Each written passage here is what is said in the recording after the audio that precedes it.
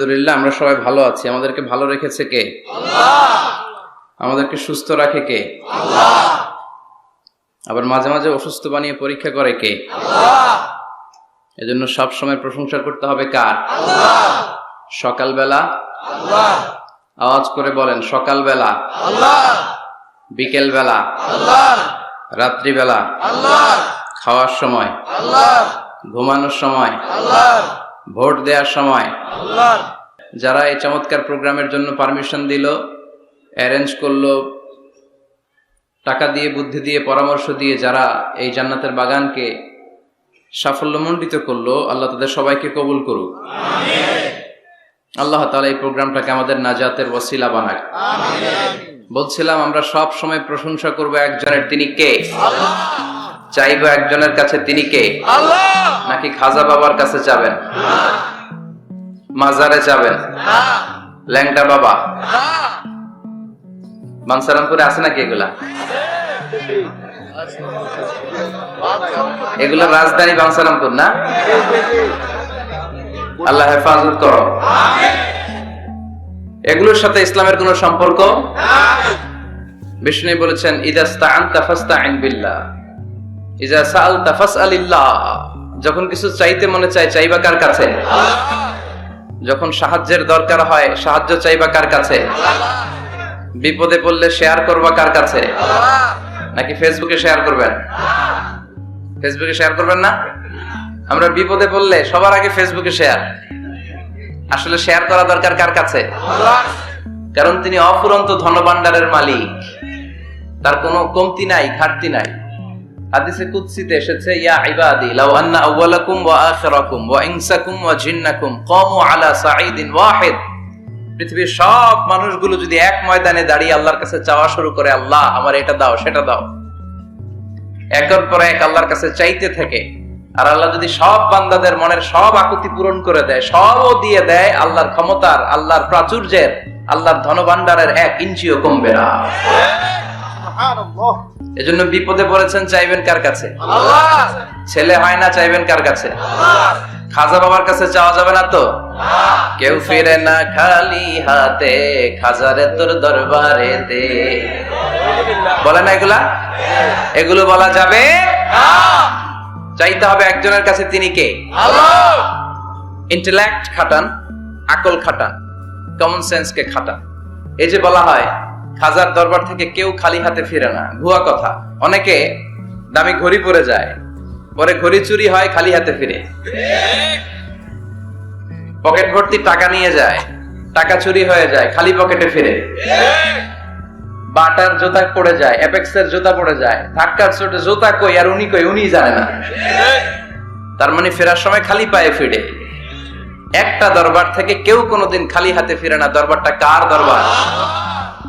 এজন্য গাইতে হবে এভাবে, কেউ ফিরে না খালি হাতে, আল্লাহরে তোর দরবারেতে। পড়েন, কেউ ফিরে না খালি হাতে, আল্লাহরে তোর দরবারেতে। কি এক দরবার! 24/7। রাত্রিবেলা পৃথিবীর দরবারগুলো বন্ধ হয়, সুপার শপ বন্ধ হয়, শপিং মল বন্ধ হয়, আর রাত যত গভীর হয়, আল্লাহর দরবারের দরজা তত খুলতে থাকে।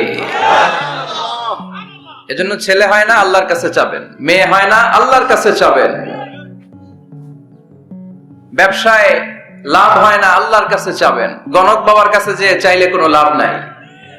গণক বাবা আপনার ভাগ্যের কিছুই করতে পারবে না, ঠিক কিনা? অনেকের চেম্বার থাকে না, যে গুনে গুনে বলে দেয়, বলে যে হাতের রেখায় এটা এই আছে, তুমি বিয়ে করবে এত সালে, চাকরি পাবা এত সালে, তারপর আমেরিকা যাবা এত সালে। আছে না নাই? এগুলোর সাথে ইসলামের কোনো সম্পর্ক নাই। মনে রাখবেন, হাতের রেখাতে কোনো ভাগ্য থাকে না। থাকে? কারণ ভাগ্য তো তারও থাকে যার হাত থাকে না।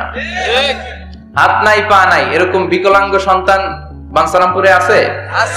আছে। তো যেই ছেলেটা হাত ছাড়া জন্মালো, ওর ভাগ্য আছে না? হাতে যদি ভাগ্য থাকে তো ওর ভাগ্য গেল কই? সুবহানাল্লাহ পড়েন। আল্লাহ প্রত্যেককে ইন্টেলেক্ট দিয়ে, কমন সেন্স দিয়ে পৃথিবীতে পাঠিয়েছে। আপনি আপনার কমন সেন্স দিয়ে যদি চিন্তা করেন, তাহলে আপনি বুঝতে পারবেন দেয়ার মালিক হচ্ছে শুধু একজন, তিনি কে? আল্লাহ। আমি আমারে যত বেশি ভালোবাসি, তার চাইতে আমারে বেশি ভালোবাসে কে? আল্লাহ। আপনার বাবা মা আপনারে যত ভালোবাসে, তার চাইতে আপনারে বেশি ভালোবাসে কে? আল্লাহ। এজন্য বিপদে আপদে সব সময় আমরা তার কাছে চাইবো। আল্লাহ তিনি ভালোবাসাকে 100 টুকরা করলেন। কয় টুকরা? ভালোবাসাকে তৈরি করে 100 টুকরা করলেন। 99 টুকরা ভালোবাসা তিনি তার নিজের কাছে রেখে দিলেন, আর মাত্র 1 টুকরা ভালোবাসা পৃথিবীর সব মানুষের মধ্যে তিনি ঢেলে দিলেন। আমরা সবাই মিলে পেয়েছি 1 টুকরা ভালোবাসা। তারপরেও তো ভালোবাসার গানের কোনো শেষ নাই, ঠিক কিনা? ভালোবাসার নাটকের শেষ নাই, ভালোবাসার উপন্যাসের শেষ নাই, ভালোবাসার কাহিনীর শেষ নাই। বন্ধু বন্ধুতে ভালোবাসা, গার্লফ্রেন্ড বয়ফ্রেন্ডে ভালোবাসা আছে না নাই? কিন্তু এগুলো কি চালানো যাবে? না। বিবাহ বহির্ভূত যত ভালোবাসা আছে সবগুলোকে হারাম করেছে কে? আল্লাহ। ভালোবাসবেন স্ত্রীকে। স্ত্রীর মুখে খাবার তুলে দিলে সদকা দেয়ার সওয়াব দেয় কে? আল্লাহ। স্ত্রীর হাতের সাথে হাত মিলালে 2 হাতের সগীরা গুনাহ মাফ করে দেয় কে? আল্লাহ। স্ত্রীর চেহারার দিকে তাকালে চোখের সগীরা গুনাহ মাফ করে কে? আল্লাহ। এজন্য তাকাবেন স্ত্রীর দিকে না বাবির দিকে, শালীর দিকে, কাজিনের দিকে তাকানো যাবে? লা তুতবি'ন নাযরাতান নাযরা। এক নজর ভুল করে কোন নারীর দিকে এটে গ্ল্যান্সে পড়ে যেতেই পারে। আধুনিক ভাষায় পোলাপান্ডে এটারে বলে ক্রাশ। কি বলে? তার মানে প্রথম ক্রাশ এটা মাফ করে দিবে কে? আল্লাহ। কিন্তু দ্বিতীয় ক্রাশ ওইটা মাফ হবে না। সাইয়েদনা আলীকে বিষ্ণু বললেন, ইয়া আলী লা তুতবি'ন নাযরাতান নাযরা। আলী, এক নজর যদি ভুল করে কোনো বেগানা নারীর দিকে পড়ে যায় চোখটা নামাও। Lower your gaze, lower your eyesight. চোখ নামাও, তাকিও না আবার। প্রথম নজর তোমার জন্য ক্ষমা, দ্বিতীয় নজর তোমার জন্য গুনাহ। প্রথমে নজর পড়েছে, চোখ নামিয়েছেন, ক্ষমা করবে কে? আবার তাকালেন, আবার তাকালেন। বারবার তাকানোর কারণে গুনাহ আছে না নাই? এজন্য প্রথম নজর ক্ষমা, দ্বিতীয় নজর গুনাহ। অনেকে কৌশল করে বলে প্রথম নজর যেহেতু ক্ষমা, 1 নজরে আধা ঘন্টা তাকিয়ে থাকবো। এরকম কৌশল করা যাবে? সব কৌশলের বড় কৌশলী কে? এজন্য ছেলে নাই, মেয়ে নাই, পাসপোর্ট দিয়ে রেখেছেন, ভিসা লাগে নাই, পরীক্ষার্থী, গোল্ডেন এ প্লাসের আশা রাখো, চাইতে হবে একজনের কাছে।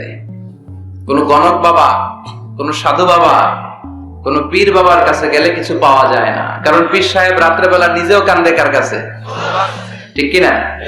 এজন্য আমরা আল্লাহর কাছে চাইবো। আল্লাহ ভালোবাসাকে 100 টুকরা করে নিজের মধ্যে 99 টুকরা ভালোবাসা রেখে দিলেন, আর পৃথিবীর সবার মধ্যে 1 টুকরা ভালোবাসা ভাগ করে দিলেন। ওই 1 টুকরার ছিটে ফোটা লক্ষ লক্ষ নবীরা পেয়েছে, আগের উম্মতেরা পেয়েছে, এই জামানার লোকেরা পেয়েছে, আমি পেয়েছি, উনি পেয়েছে, উনি, আমরা সবাই মিলে 1 ভাগ। আর ওনার মধ্যে কয় ভাগ? তাহলে ভালোবাসা ওনার বেশি না কম? বাবা মা আমাদের যত বেশি ভালোবাসে তার চেয়েও তিনি বেশি ভালোবাসে। এজন্য ভুল হলে, অন্যায় হলে, অপরাধ হলে আমার আল্লাহর দরবার আছে না নাই? আশা হারানো যাবে না। লা তাইয়াসু মির রাহিল্লাহ, ইন্নাহু লা ইয়াইয়াসু মির রাহিল্লাহি ইল্লাল কওমুল কাফিরুন। কখনো আল্লাহর রহমত থেকে নিরাশ হয়ো না। Never give up. কখনোই রহমত থেকে নিরাশ হওয়া যাবে না। আপনি কত গুনাহ করেছেন, কত পাপ করেছেন, কত অন্যায় করেছেন, কয় ওয়াক্ত নামাজ আপনি ছেড়েছেন, কয়টা মিথ্যাইবা আপনি বলেছেন। আপনার পাপ আর গুনাহ যদি হয় খালের পানির সমান, আল্লাহর দয়া হচ্ছে সাগরের পানির সমান। সুবহানাল্লাহ। আপনার পাপগুলো যদি হয় পাহাড়ের সমান, আমার আল্লাহর দয়া আকাশের সমান। এজন্য পাপ করলে আমরা মাফ চাইবো কার কাছে? আল্লাহ। মাফ করার জন্য তিনি বসে থাকেন। তিনি বসে থাকেন যে বান্দা কখন ফিরে আসে, কখন ফিরে আসে। এজন্য সব সময় বিপদে আপদে আমরা একজনের কাছে সাহায্য চাইবো। তিনি কে? আসে একটা থ্যাঙ্কস জানাই, ধন্যবাদ জানাই, শুকরিয়া জানাই যে আল্লাহ তাআলা আমাদেরকে আজকে এই বানসারামপুরের এই মাদ্রাসা ময়দানে এত চমৎকার পরিবেশে কথা শুনবার তৌফিক এনায়েত করে দিয়েছেন। আমরা হৃদয় নিংড়ানো মনের সবটুকুন ভালোবাসাকে উজাড় করে দিয়ে সিংহ শার্দুলের মতো গর্জন করে আকাশ বাতাস প্রকম্পিত করে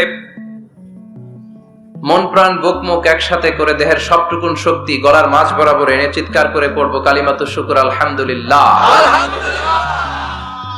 পড়েন রব্বানা লাকাল হামদ হামদান কাসীরান তাইয়িবান মুবারাকান ফীহি ইয়া রাব্বি লাকাল হামদু কামা ইয়ানবাগি লিজালালি ওয়াজহিকা ওয়া আযীমি সুলতানিকা লাকাল হামদু বিল ঈমান লাকাল হামদু বিল ইসলাম লাকাল হামদু বিল কুরআন। প্রশংসা করলাম কার? আল্লাহর প্রশংসা করতে ভালো লাগে? সবার ভালো লাগে? তিনি সেই আদিকাল থেকে আছেন, অনন্তকাল পর্যন্ত থাকবেন, ওনার কোনো লয় নাই, ক্ষয় নাই। আছে কি? আমরা মরবো, উনি মরবেন? উনি প্রথম, উনি শেষ, ঠিক কিনা? ওয়াল আউয়ালু ওয়াল আখির ওয়াল যাহির ওয়াল বাতিন ওয়া হুয়া বিকুল্লি শাইইন আলীম। প্রথমে কে? কথা বলেন। শেষে কে? প্রথমে আল্লাহ আল্লাহ, শেষেও আল্লাহ আল্লাহ, আকাশে আল্লাহ আল্লাহ, জমিনেও আল্লাহ আল্লাহ। পড়েন, প্রথমে আল্লাহ আল্লাহ, শেষেও আল্লাহ আল্লাহ, আকাশে আল্লাহ আল্লাহ, জমিনেও আল্লাহ আল্লাহ। নিখিল জাহান গায়ে গুণগান তার নামে গায়, আমরাও গাহি তাআলা হামদে বারি তাআলা, হামদে বারি তাআলা, হামদে বারি তাআলা। সুবহানাল্লাহ। সুবহানাল্লাহ। প্রথমেও তিনি, শেষেও তিনি, প্রকাশ্যেও তিনি, গোপনেও তিনি, সব জায়গায় তিনি। আমি তো বলি সব জায়গায় তিনি, ঠিক কি না? কারণ আমরা যখন আজান দেই, আজানের শুরুতে কি বলি?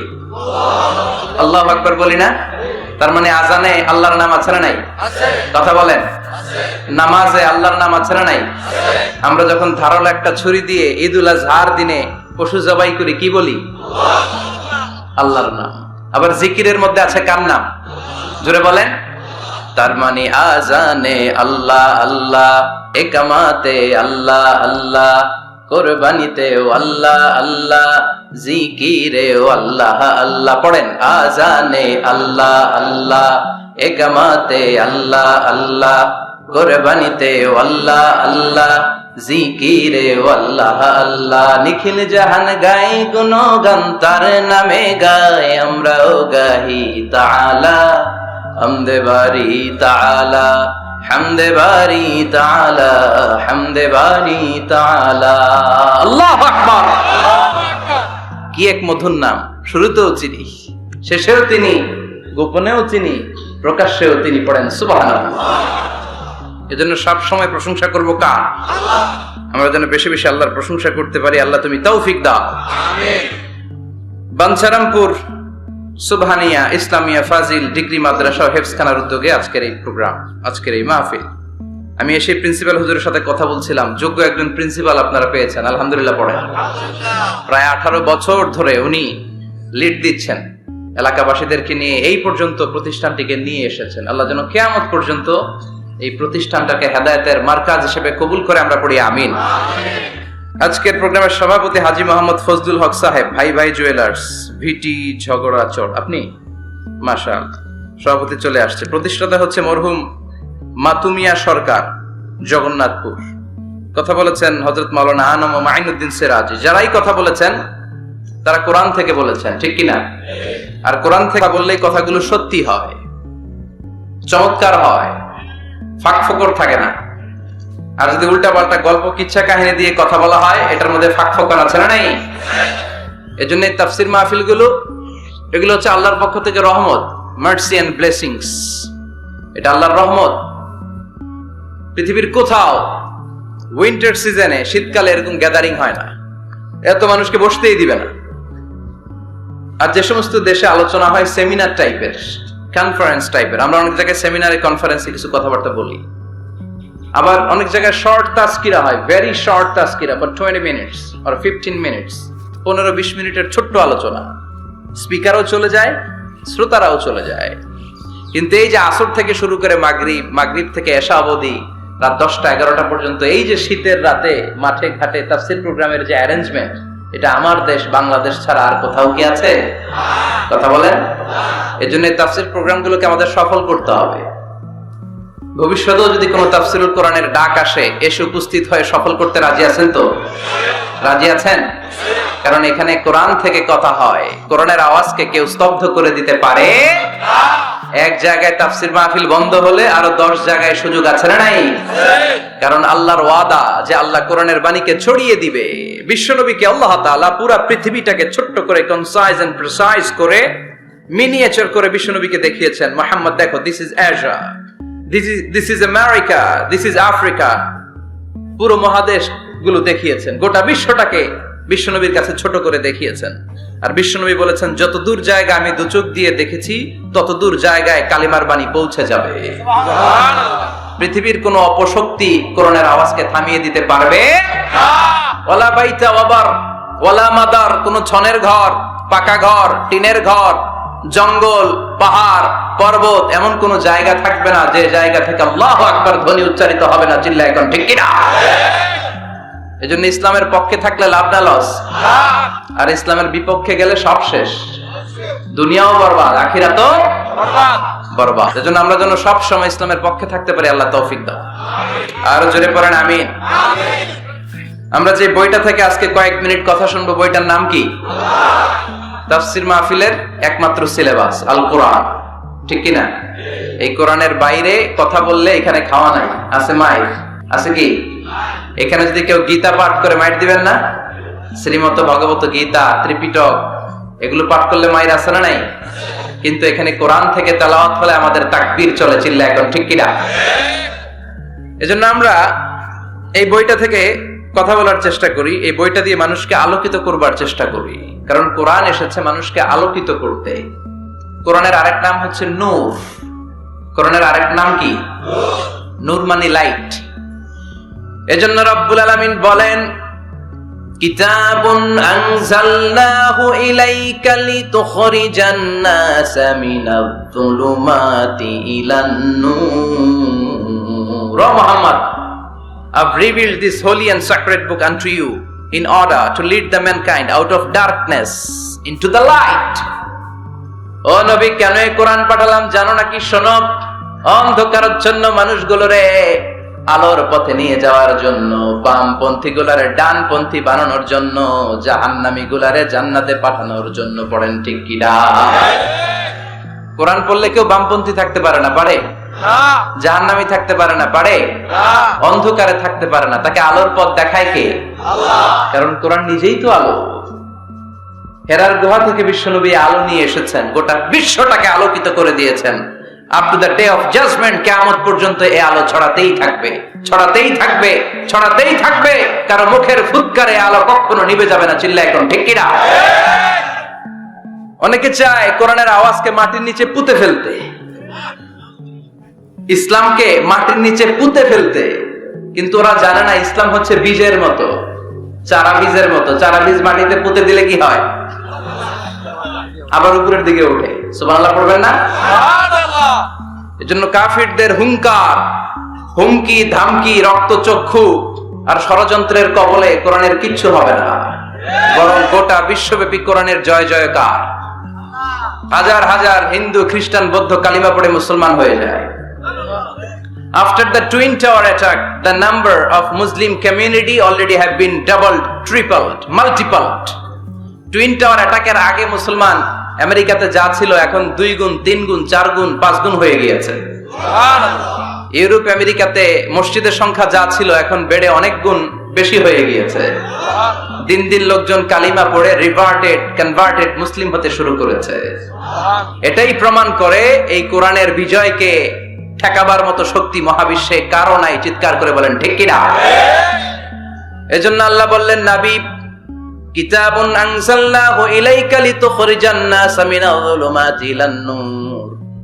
এই কিতাবটাকে আমি দিয়েছি অন্ধকারাচ্ছন্ন মানুষগুলোকে এই কিতাবের আলোকে আপনি আলোকিত করে দিবেন। জাহেলি যুগের ওমরকে আপনি গোটা বিশ্বের সেরা ওমর বানাবেন। যে ওমর বিশ্বনবীর কল্লা কাটার জন্য তলোয়ার নিয়ে বিশ্বনবীর কাছে এসেছিল, ওই ওমরকে ইসলামের ছায়াতলে এনে ইসলামের খলিফা বানিয়ে দিয়েছে কে? তাইলে ইসলামের আগের ওমর পরের ওমর পার্থক্য আছে না নাই? ওমরের জীবনটাকে আলোকিত করেছে যেই পুস্তকটা, যে বইটার নাম সবাই বলেন কি নাম? এই বইয়ে কোনো ভুল আছে, সন্দেহ আছে, সংশয় আছে? This is the book whereof there is no doubt in it, no suspicion in it. There is no doubt in it, and a guidance to those who are muttaqeen, who are Muslimin, who are the believers. এই কোরআনে কোনো ভুল নাই, কোনো সন্দেহ নাই। মুত্তাকিনদের জন্য আল্লাহ তাআলা হেদায়েতের মেথোডোলজি করে এই বইটাকে পাঠিয়েছেন। পড়েন সুবহানাল্লাহ। এই বইটা এমন বই যে বইটা ১৫০০ বছর পর্যন্ত আমাদের সমাজে, জীবনে, ফ্যামিলিতে লেগে যাওয়া যত জট ছিল সব জটগুলোকে খুলে সমাধানের আলো দেখিয়েছে। বলেন ঠিক কিনা? This book is a problem solving methodology. এই বইটা সমস্যার সমাধান করে দেয়, জট খুলে দেয়, ঝামেলার নিরসন করে দেয়। নাকি কোরআন জট লাগায়? নাকি পেঁচ লাগায়? পেঁচ লাগায় না খোলে? তার মানে সব সমস্যার সমাধান দিতে পারে। সমাধান চাও যদি জীবনে, মরণে ফিরে যাও, খুঁজে নাও, চোখ রাখো কোরআনে। চোখ রাখবেন কোথায়? না এটিএন বাংলার পর্দায়, জি বাংলার পর্দায়, স্টার জলসা, কিরণমালা, কোথায় রাখবেন? সবাই পড়েন। সমাধান চাও যদি জীবনে, মরণে ফিরে যাও, খুঁজে নাও, চোখ রাখো কোরআনে। If you want the solution this dunya and akhirah, go back, have a look to the holy Quran. Subhanallah. Go back, have a look to the holy Quran. যাও তোমার চেয়ারে বসো, হেলান দিয়ে বইটা খোলো আর চোখ বোলাও। তোমার সমস্যার সমাধান এনে দিতে পারে কে? আল্লাহ। এজন্য এই কিতাবটা এমন কিতাব, এই কিতাব থেকে প্রেসক্রিপশন না নিলে সমাজটা সুন্দর হবে না। এই কিতাব থেকে প্রেসক্রিপশন না নিলে জীবনটা সুন্দর হয় না। এই কিতাব থেকে প্রেসক্রিপশন না নিলে দুর্নীতি দমন কমিশন দিয়ে দুর্নীতি বন্ধ করা যায় না। জোরে বলেন ঠিক কিনা?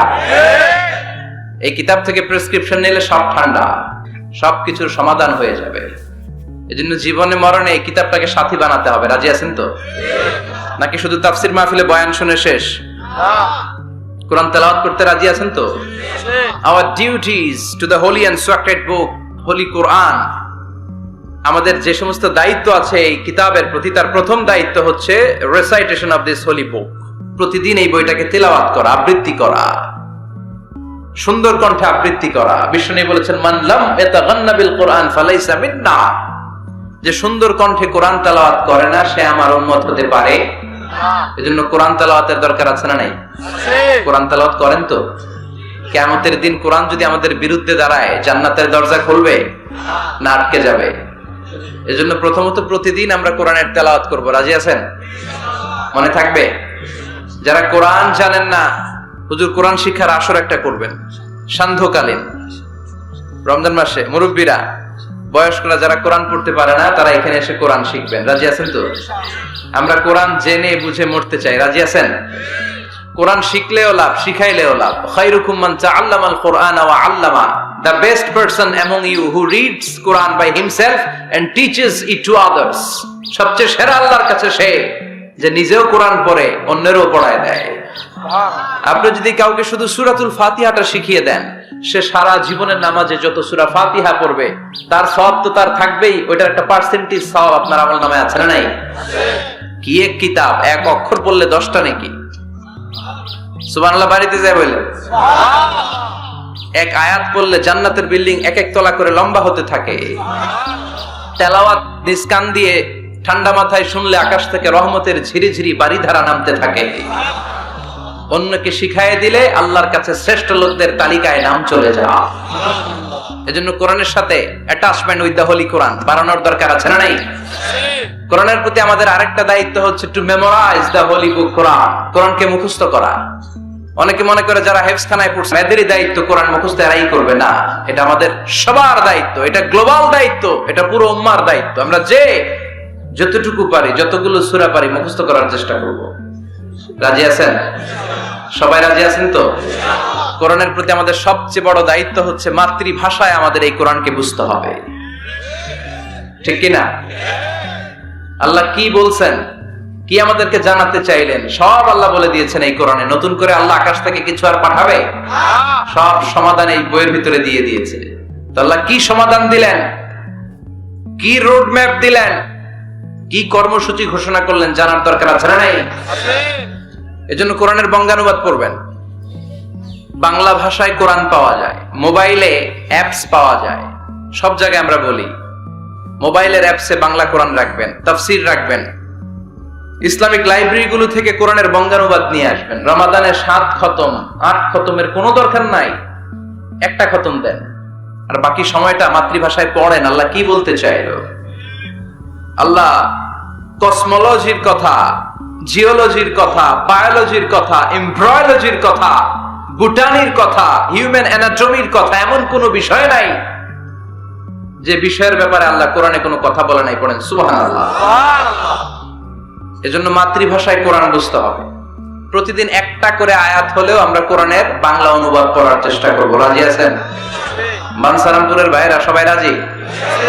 বাংলায় কোরআন পড়বো। কোন ভাষায়? সবাই রাজি তো? আওয়াজ করে পড়েন ইনশাআল্লাহ। আল্লাহ তুমি কবুল করো, আল্লাহ তুমি বরকত দাও। সম্মানিত ভাইয়েরা, আমি আপনাদের খেদমতে কোরআনের ছোট্ট একটা সূরা তেলাওয়াত করেছি। আসুন এই সূরার আলোকে কিছু কথা এই চমৎকার রজনীতে আমরা শুনবার চেষ্টা করি। এই সূরাটি মাক্কি সূরা, কোরআনের 102 নম্বর সূরা। সূরাটির নাম সূরাতুত তাকাসুর। সূরাটির নাম কি? আত-তাকাসুর। ছোট্ট সাইজের একটি সূরা, অনেকের মুখস্থ আছে না নাই? বিশ্বনবী একবার রাত্রিবেলা সাহাবাদেরকে বললেন, তোমাদের মধ্যে কে আছো রাতের বেলা 1000 কোরআনের আয়াত পরে বিছানায় ঘুমোতে যাবা? হাত তোলো। কেউ হাত তোলে না। ওমি 1000 আয়াত কি বাড়ির কাছের কথা? কথা বলেন। বিশ্বনবী বললেন, কে আছো তোমাদের মধ্যে রাত্রিবেলায় বিছানায় ঘুমোতে যাওয়ার আগে 1000 কোরআনে কারীমের আয়াত তেলাওয়াত করে ঘুমাতে যাবা? দাঁড়াও। কোন সাহাবী দাঁড়ায় না। বিশ্বনবী ডানে তাকায়, বায়ে তাকায়, সামনে তাকায়, কেউ হাত তোলে না। বিশ্বনবী বললেন, ও সাহাবারা, এবার বলো তোমাদের মধ্যে কে কে আছো সূরাতুত তাকাসুর পরে রাত্রে বিছানায় ঘুমোতে যেতে পারবা? এবার সব হাত উঠে গেছে। সুবহানাল্লাহ পড়েন। বিশ্বনবী বললেন, তোমাদের মধ্যে যদি কেউ রাত্রিবেলা একবার সূরাতুত তাকাসুর তেলাওয়াত করে বিছানায় ঘুমোতে যাও, আমল নামায় 1000 আয়াত তেলাওয়াতের সওয়াব দিয়ে দিবে কে? চিৎকার করে আল্লাহু আকবার। একবার রাতে পড়বেন 1000 কোরআনের আয়াত তেলাওয়াতের সওয়াব আমলনামায় চলে যাবে। পড়েন আলহামদুলিল্লাহ। আত-তাকাসুর, আত-তাকাসুর মানে সম্পদ নিয়ে, প্রাচুর্যতা নিয়ে, অর্থ নিয়ে বাড়াবাড়ি করা, গর্ব করা, অহংকার করা। সাহাবাদের মধ্যে দুইটা গ্রুপ, কথা বলতে বলতে কথার পিঠে কথা, কথার নাম লতা, ঠিক কি না? কথা বলতে বলতে ঝগড়া লেগে গিয়ে দুই গ্রুপ। এক গ্রুপ বলে আমরা বেশি সম্মানিত, আরেক গ্রুপ বলে তোরা না আমরা। একদল বলে আমাদের ওটের সংখ্যা বেশি, তোমাদের এত ওট নাই। আরেক দল বলে আমাদের ছাগলের সংখ্যা বেশি, তোমাদের এত ছাগল নাই। আরেক দল বলে আমাদের দলে নেতা খেতার সংখ্যা বেশি, তোদের দলে কোনো নেতা নাই। এই কথা নিয়ে ঠেলাঠেলি আছে না নাই? তার মানে সাহাবারা দুনিয়ার ভোগের সামগ্রী, দুনিয়ার সম্পদ, ক্ষমতা নিয়ে পরস্পর ঝগড়া শুরু করে দিল। সাহাবীদের সাথে বিষয়টা মানায় না। সাহাবীদেরকে শিক্ষা দেওয়ার মাধ্যমে গোটা বিশ্বের জন্য আল্লাহ মেসেজ হিসেবে ওই মুহূর্তে সূরাটা নাজিল করে বললেন, আলহাকুমুত তাকাসুর হাত্তা যুরতুমুল মাকাবির। পড়েন আল্লাহু আকবার। আল্লাহ বললেন, আলহাকুমুত তাকাসুর, সম্পদের প্রাচুর্য তোমাদেরকে পাগল বানিয়ে দিয়েছে। হাত্তা যুরতুমুল মাকাবির, এই সম্পদের প্রাচুর্যতার কথা, মোহের কথা তোমরা বলতে পারবে না যতক্ষণ না তোমরা কবরে যাবা। কই যাবা? কথা বলেন। একদিন মাটির ভেতরে হবে ঘরে মন আমার, কেন বাঁধো দালান ঘরে মন আমার, কেন বাঁধো দালান ঘর। একদিন মাটির ভেতরে হবে ঘরে মন আমার, কেন বাঁধো দালান ঘর। কবরের ঘর আসল ঘর, এটা আল্লাহ বুঝাতে চাইলেন হাত্তা জুরতুমুল মাকাবির, মাকবার মানে কবরস্থান, এটার প্লুরাল হলো মাকাবের। আল্লাহ বললেন এই কবরস্থানে যাওয়ার আগ পর্যন্ত দুনিয়া কামার লোভ আর লালসা তোমাদের কমবে। আলহাকুমুত তাকাসুর, দুনিয়ার প্রাচুর্যের লোভে পড়ে মোহে পড়ে তোমরা পাগল হয়ে গিয়েছো। সম্পদ আর অর্থের বড়াই করতে করতে আখিরাতকে তোমরা বেমালুম ভুলে গিয়েছো। এই দুনিয়া আসল দুনিয়া নয়, আসল জগৎ হলো আখিরাতের জগৎ। বলেন ঠিক কি না? আলহাকুমুত তাকাসুর, অর্থ, সম্পদ, বিত্ত, বৈভব, ক্ষমতা, এগুলো অর্জনের আকাঙ্ক্ষা আমাদেরকে পাগল বানিয়ে দিয়েছে। কিসের নেশায় যে আমরা ছুটছি, শুধু ছুটছি প্রতিযোগিতা, কোন দিকে যে যাচ্ছি আমরা নিজেরাও জানি না। জোরে বলেন ঠিক কি না? চাহিদার আমাদের শেষ নাই, যার যত বেশি তার চাহিদা তত বেশি। গাড়ি আছে বাড়ি চাই, বাড়ি আছে নারী চাই, এটা আছে ওটা চাই, ওটা আছে সেটা চাই, এরকম চাহিদা আছে না নাই? যারে আল্লাহ দিয়েছে বেশি তার চাহিদাও তত বেশি, ঠিক কি না? এজন্য আল্লাহ বললেন আলহাকুমুত তাকাসুর, তোমাদের চাহিদার কোনো কমতি নাই, তোমাদের চাওয়া পাওয়ার কোনো শেষ নাই। যার সাইকেল আছে সে মোটর সাইকেল চায়, মোটর সাইকেল আছে তো প্রাইভেট কার চায়, প্রাইভেট কার আছে মনে মনে ভাবে প্লেনে চড়তে পারলে একটু ভালো হয়। এরপরে কয় হেলিকপ্টার আছে না নাই? যিনি মেম্বার হয়েছেন তিনি ভাবলেন সামনে চেয়ারম্যান হইলে একটু ভালো হয়। যিনি আপনাদের ভোটে চেয়ারম্যান হয়ে গেলেন মনে মনে ভাবে এবার যদি একটু পার্লামেন্টে যাইতে পারি খারাপ হয় না। কথা কন, পার্লামেন্টও নিছেন ওনারে, এবার মনে মনে ভাবে একটা মন্ত্রণালয়ের দায়িত্ব যদি পাই খারাপ হয় না, এলাকার উন্নয়ন বেশি বেশি করা যাবে। মন্ত্রীও হয়ে গেছে, এবার মনে মনে ভাবে আর আছে একটা, জোরে কন, ওইটার সুযোগ এই দেশে নাই, ওইটার সুযোগ এই দেশে নাই, হয় উনি নয় উনি। কথা কন, এই দুই ফ্যামিলির বাইরে আমাদের আর কোনো গতি নাই। তো গতি যেহেতু নাই, ওনারা ভালোভাবে চালাক, আমাদের কোনো কথা নাই। জোরে বলেন ঠিক কিনা? যারাই আমাদের নেতা হবে আল্লাহ সুন্দরভাবে তাদেরকে দেশটা চালানোর তৌফিক দাও, পড়ে না আমিন। এজন্য আল্লাহ বললেন আলহাকুমুত তাকাসুর হাত্তা যুরতুমুল মাকাবির, দুনিয়ার লোভ লালসা প্রতিযোগিতা তোমাদেরকে পাগল বানিয়ে দিয়েছে। পাগল হয়ে গিয়েছি, আরো চাই, আরো লাগবে, আমার আরো লাগবে, এরকম মানসিকতা আমাদের অন্তরের ভেতরে আছে না নাই? এই মানসিকতারে বলে ফকিরি মানসিকতা। কথা কন, বারবার যারা চায় না কি বলেন? ফকিরনি। জুমার দিন জুমার নামাজের পরে 5 টাকা দিলেন, দেখবেন আপনারটা থাপা দিয়ে ধরে আরেকজনের কাছে যায়, ওনারটা নিয়ে আবার আরেকজনের কাছে যায়। যেদিকে এই টাকা দেয় ওইদিকে উনি আসে না নাই? কারণ নাম হলো ফকির। নাম কি? আমরা সবাই এরকম ফকির। ধনী হলো একজন, তিনি কে? ইয়া আইয়ুহান নাসু আনতুমুল ফুকারাউ ইলাল্লাহ ওয়াল্লাহু হুয়াল গনিয়ুল হামিদ। আল্লাহ বললেন গোলাম তোরা সবাই ফকিরের বাচ্চা। আমরা কি? ওই যে কয় না ফকিরের বাচ্চা কইতে প্রেস্টিজে লাগে, কিন্তু কোরআনে কিন্তু আল্লাহ কয়ে দিয়েছে আনতুমুল ফুকারা ইলাল্লাহ, তোমরা সবাই আল্লাহর দিকে ফকির। কারণ আমরা রাতে দিনে সব সময় বিপদে পড়লে চাই একজনের কাছে, তিনি কে? অসুস্থ হলে কাঁদি একজনের কাছে, তিনি কে? তুফান হইলে বন্যা হলে একজনের ডাকি, তিনি কে? বানসারামপুর তুফান হয় না, বন্যা হয় না, সিডর হয় না, কারা ডাকেন? দেখবেন তুফান হইলে মুসলমানরা যেমনি ডাকে হিন্দুরাও ডাকে, বৌদ্ধরাও ডাকে, নাস্তিকরাও নাস্তিকতা ভুলে যায়, তখন জিকির চলে একজনের, তিনি কে? আমি বরিশালে গিয়েছিলাম বাসে করে, ফিরে আসছি লঞ্চে। এই একবার সাগরের ভেতরে, নদীর ভেতরে তুফানে পড়েছি। সেই দিন চিনতে পেরেছি আল্লাহ কারে কয়। কারণ আমি শহরে বড় হয়েছি, সাঁতার জানি, স্বাভাবিক সাঁতার, এদিকে ফালাইলে ওদিকে যাইতে পারবো, কিন্তু নদী কি সাঁতরে পালাইতে পারবো? কথা কর। প্রচন্ড তুফান, সদরঘাটে ভিড়তে আর 2 ঘন্টা বাকি। জাহাজ টলমল শুরু করেছে। এবার দেখলাম জাহাজের ভেতরে যত মহিলাগুলা আছে সব চিল্লায় আর ডাকে কারে? হিন্দুগুলাও ডাকে কারে? বৌদ্ধগুলাও ডাকে কারে? হঠাৎ করে তুফান থেমে যায়, আবার ধাক্কা মারে, আবার চিল্লান। আছে না নাই? সবার মুখে এক আওয়াজ, বাঁচাও। আমি বললাম কে বাঁচাইবো? হুজুর আমনে। আমনে দোয়া কালাম পারেন, আমনে বাঁচান। আমি কইলাম আমারে বাঁচাইবো কেডা? আল্লাহ ছাড়া বাঁচানোর কেউ নাই। এজন্য আল্লাহ বললেন আল্লাহকুমুত তাকাসুরু হাত্তা যুরতুমুল মাকাবির।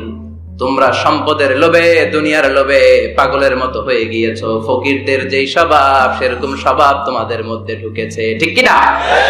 আরো চাই, আরো লাগবে, আরো দাও, সব খামু, সব আমার। পেটটা এতটুকু, হ্যাঁ সব খাইবো। পেট কদ্দুর, কিন্তু বলে কি সব খাবো। আনলিমিটেড ডিমান্ড, শেষ নাই। প্রতিযোগিতার পর প্রতিযোগিতা। উনার কত টাকা, আমার টাকা তার চেয়ে বেশি লাগবে। ওর বাড়ি কয়টা, আমার বাড়ি আর কয়েকটা বাড়ানো লাগবে। ওর বিল্ডিং যদি হয় 5 তলা, আমার লাগবে 6 তলা। কিন্তু উনি তাহাজ্জুদ পড়ে, আমারও তাহাজ্জুদ পড়া লাগবে। এই টেনশন আছে নাকি? কথা বলেন। ওনার বাড়ি 5 তলা, আমারটা লাগবে 8 তলা। বিষ্ণু বলেছেন, one of the minor sign before the day of judgment, people will start to compete to construct high rise buildings. কিয়ামতের আগে লোকজন বড় বড় বিল্ডিং বানানোর প্রতিযোগিতা শুরু করে দিবে। ওয়া আনতারাল হুফাতাল উরাতাল আলাতা রিয়া আশাইয়াতা তাওয়ালুনা ফিল বুনিয়ান। বিষ্ণু বললেন, তোমরা দেখবে এমন কিছু লোক সমাজের গরিব ছিল, পায়ে দেওয়ার মতো জুতা ছিল না, গায়ে দেওয়ার মতো জামা ছিল না, পেটে দেওয়ার মতো খাবার ছিল না, হু হু করে তারা বড় লোক হয়ে গিয়েছে। আর সমাজের এদিকে সেদিকে আনাচে কানাচে বিল্ডিং বানানোর প্রতিযোগিতা করতে শুরু করেছে। আছে না নাই? বানসারামপুরে মুরব্বী যারা আছেন একটু বলেন তো, আজ থেকে 20 বছর আগে এরকম এত বিল্ডিং, টাওয়ার, ফাউন্ডেশন ছিল? কুমিল্লা শহরে, চট্টগ্রামে, ঢাকায় আজ থেকে 20 বছর আগে এখন যেমনি টাওয়ার বানানোর প্রতিযোগিতা এগুলো ছিল? কথা বলে। তার মানে এগুলো কিয়ামতের আলামত, একটার পর একটা। একজন বানায় 100 তলা, আরেকজন বানায় 150 তলা, আরেকজন বলে না আমারটা বানাইতে হবে 200 তলা। আছে না নাই? জেদ্দাতে এবার হজে জেদ্দায় দেখলাম যে সবচেয়ে বড় টাওয়ারটা কাজ এখনো শেষ হয় নাই। 19 সালে খুব সম্ভব ওরা কমপ্লিট করতে পারবে। গত 5 বছর ধরে চালাইয়েই যাচ্ছে। কিংডম টাওয়ার 1000 মিটার উঁচু। হিসাব বুঝেন তো? 1000 মিটার মানে কয় কিলোমিটার? 1 কিলোমিটার। একটা বিল্ডিং যদি 1 কিলোমিটার উঁচা হয়, এটার সামনে যে তাকাতে পারবেন? টুপি পরে যাবে না পিছনে? কথা বলেন। 1 কিলোমিটার উঁচু, দি কিংডম টাওয়ার, সৌদি আরবের জেদ্দা নগরীতে অবস্থিত। আরেকটা আছে দুবাইতে, বুর্জ আল খলিফা, 818 মিটার উঁচু। কিংডম টাওয়ার হচ্ছে 170 তলা, আর বুর্জ আল খলিফা 163 তলা। কাবা ঘরের পাশে আরেকটা টাওয়ার আছে, জমজম টাওয়ার। এটার দিমাক্কা রয়্যাল ক্লক টাওয়ার বলে। হাজী সাহেবরা দেখে আসছেন না? বড় একটা ঘড়ির মনোগ্রামও আছে। এটা 120 তলা। কয় তলা? 120 তলা। চায়নাতে একটা আছে সাংহাই টাওয়ার। তাইওয়ানে একটা আছে দি টাইপেরান 101, 101 তলা। আমি যেখানে পিএইচডি করি, বছরের বেশিরভাগ সময় থাকি, মালয়েশিয়াতে একটা আছে। আমরা শপিং করতে গেলে মাঝে মাঝে ওখানে যাই। 2 ভাইয়ের মতো দাঁড়ায় আছে, পেট্রোনাস টুইন টাওয়ার। স্থানীয়রা এটারে বলে KLCC। 41st 42nd ফ্লোরে একটা ব্রিজ আছে। এই টাওয়ার থেকে ওই টাওয়ারে যাওয়া যায়। ইয়াতাতাওয়ালুনা ফিল বুনিয়ান, বিল্ডিং বানানোর প্রতিযোগিতা। অমিয়া কিয়ামতের দিন ইসরাফিলের সিঙ্গার ফুৎকারে ইদা জুলজিলাতিল আরদু জিলজালাহা, একটা ভূমিকম্প যে তৈরি হবে, গোটা বিশ্বে যে একটা ভূকম্পন হবে, ওই ভূকম্পনের চোটে একটা টাওয়ারও টিকে থাকবে নাকি? থাকবে। এজন্য আল্লাহ বললেন আল্লাহকুমুত তাকাসুরু হাত্তা যুরতুমুল মাকাবির। দুনিয়ার সম্পদ, লোভ, লালসা, এই সম্পদের প্রতি আকাঙ্ক্ষা তোমাদেরকে গাফেল বানিয়ে দিয়েছে। এই গাফলতি তোমাদের কমবে না, থামবে না। হাত্তা যুরতুমুল মাকাবির, যতদিন না কবরে যাও। কবরে না যাওয়া পর্যন্ত এই খাই খাই নাই নাই এই মানসিকতা তোমাদের থেকে কশিন কালেও যাবে না। চিৎকার করে বলেন কথাটা কার? আল্লাহ। এজন্য আল্লাহ বললেন সম্পদ তোমাদেরকে পাগল বানিয়ে রেখেছে। সম্পদের পাহাড় মানুষ গড়তে চায়। আরব বিশ্বের ধনকুবেরদের সম্পদের তালিকা দেখলে আপনি অবাক হবেন। প্রিন্স ওয়ালিদ বিন তালাল, বর্তমান যেটা আছে এমবিএস বলে ওরে সংক্ষেপে এমবিএস, মোহাম্মদ বিন সালমান, সম্পদের কোনো অভাব নাই। ওয়ালিদ বিন তালাল আরেক ধনকুবের, আগের বাদশাহ আব্দুল্লাহর ভাগিনা। তার একটা প্লেন আছে, পার্সোনাল জেট প্লেন। এই প্লেনটা 70% মেড অফ গোল্ড, 70% স্বর্ণ দিয়ে বানানো। Can you imagine? কল্পনা করতে পারেন? গত 2 বছর আগে আমি ব্রুনাই গিয়েছিলাম একটা প্রোগ্রামে। ব্রুনাইতে আছে পৃথিবীর সবচাইতে বড় প্যালেস, রাজপ্রাসাদ, নাম ইস্তানা নুরুল ইমান। প্রায় 2000 কক্ষ আছে ওই রাজপ্রাসাদের ভেতর। এটার মালিক হচ্ছে ব্রুনাইয়ের বাদশাহ সুলতান হাসান আল বালখিয়া। গ্র্যান্ড হায়াত নামে একটা হোটেল আছে, ওইটার মালিক। ওনার সংগ্রহে 500টা রোলস রয়েস গাড়ি আছে। কয়টা? এক একটা গাড়ির দাম কমসে কম 10 কোটি টাকা। আচ্ছা, একজন মানুষের পুরো ফ্যামিলি নিয়ে চলতে ফিরতে মোজমাস্তি করতেও কয়টা গাড়ি লাগে? হ্যাঁ, একটা গাড়ি, 2টা গাড়ি, সর্বোচ্চ 3টা গাড়ি, ঠিক কিনা? সে তার সংগ্রহে 500 রোলস রয়েস গাড়ি রেখেছে। আর Lamborghini, Ferrari, Porsche, Maybach, Bugatti, Range Rover, Volkswagen, BMW, Mini Cooper, Mercedes Benz, এই ব্র্যান্ডের গাড়ির কোনো অভাব নাই। আরো লাগবে তো, আরো লাগবে। কোথায়? রেঞ্জ রোভার বেরিয়েছে নতুন নিউ ব্র্যান্ডের, বিএমডব্লিউ 9 সিরিজ কোথায়? আরো গাড়ি লাগবে। এরকম মানসিকতা আজও আরবের ধনকুবরদের মধ্যে আছে না নাই? এজন্য আল্লাহ বললেন, খবরদার, সম্পদ তোমাদেরকে পাগল বানিয়ে দিয়েছে। আলহাকুমুত তাকাসুর, এই সম্পদের মায়া কোনোদিন তোমাদের কমবে না। হাত্তা যুরতুমুল মাকাবির, যতদিন না তোমরা কবরের ভিতরে ঢুকবা। ইসলাম সম্পদ উপার্জন করতে বাধা দেয় না, তবে সেটা হতে হবে হালাল পন্থায়, ঠিক কিনা? কারণ হালালে বরকত দিয়েছে কে? হারামে কোনো বরকত আছে? আচ্ছা বলেন তো, গরু খাওয়া হালাল না হারাম? কুকুরের গোশত খাওয়া হারাম। বাংলাদেশে কি বেশি বেশি গরু জবাই হয় না কুকুর? গরু। গরু বছরে বাচ্চা দেয় কয়টা? একটা। কুকুর বাচ্চা দেয় কয়টা? 6টা 7টা, অনেকগুলো। তারপরেও বাংলার জমিনে গরু বেশি না কুকুর বেশি? সুবহানাল্লাহ পড়বেন না? গরু খাইলামও বেশি, গরু জবাই করলামও বেশি, আবার গরু বাচ্চাও দিল কম। কুকুর খাইলাম না, কুকুর জবাইও করলাম না, কুকুর বাচ্চা দিল অনেক, কিন্তু কুকুর কম, গরু বেশি। কারণ গরু খাওয়া হালাল, আর হালালে বরকত ঢুকিয়ে দিয়েছে কে? আল্লাহ। এজন্য আল্লাহ বললেন, গোলাম, হালালে বরকত, হালাল পন্থায় কোটি কোটি টাকার মালিক হন, ইসলামে বাধা নাই। তবে নিসাব পরিমাণ সম্পদ হলে যাকাত দিতে বলেছে কে? ওয়াফি আমওয়ালিহিম হাক্কুন লিসসাইলি ওয়াল মাহরুম। তোমার সম্পদের মালিক শুধু তুমি নও, না খেয়ে থাকা সমাজের গরিবদের ওই সম্পদে ভাগ আছে না নাই? অনেকে যাকাতের শাড়ি দেয়, যাকাতের লুঙ্গি দেয়। যাকাতের শাড়ি বলতে, যাকাতের লুঙ্গি বলতে কোনো লুঙ্গি নাই, ঠিক কিনা? যাকাত হচ্ছে এমন পরিমাণের সম্পদ আপনি একজনকে দিয়ে দিবেন, ওই সম্পদ পেয়ে জীবনে আর কোনোদিন যেন তার আরেক জায়গায় যাকাতের টাকা নিতে হাত পাতা না লাগে। কিন্তু যাকাতের শাড়ি দেয়, আছে না নাই? পত্রিকায় বিজ্ঞপ্তি দেয়, আবার ওই শাড়ি আনতে যায় পদপৃষ্ট হয়ে লোকজন মারা যায়। এরকম টাকা আছে না নাই? এজন্য আল্লাহ বললেন, খবরদার, সম্পদ উপার্জন করো, কিন্তু নিসাব পরিমাণ সম্পদের মালিক হলে যাকাত দিবা। ওয়াল্লাযীনা ইয়াকনিজুনা الذهب والفضة ولا ينفقونها في سبيل الله فبشرهم بعذاب أليم।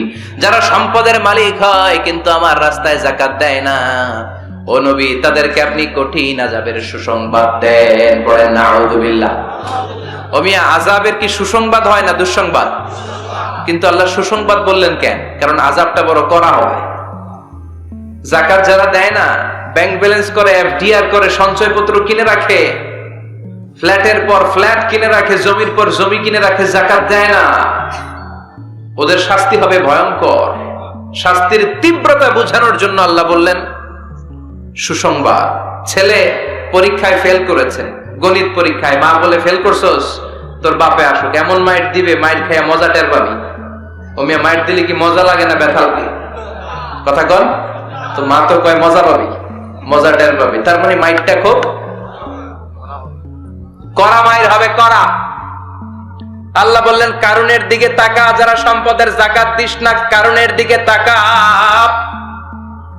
সাইয়েদনা মুসা আলাইহিস সালামের চাচাতো ভাই মুসা আলাইহিস সালাম বললেন, কারণ যাকাত দাও। কয় কেন দিমু?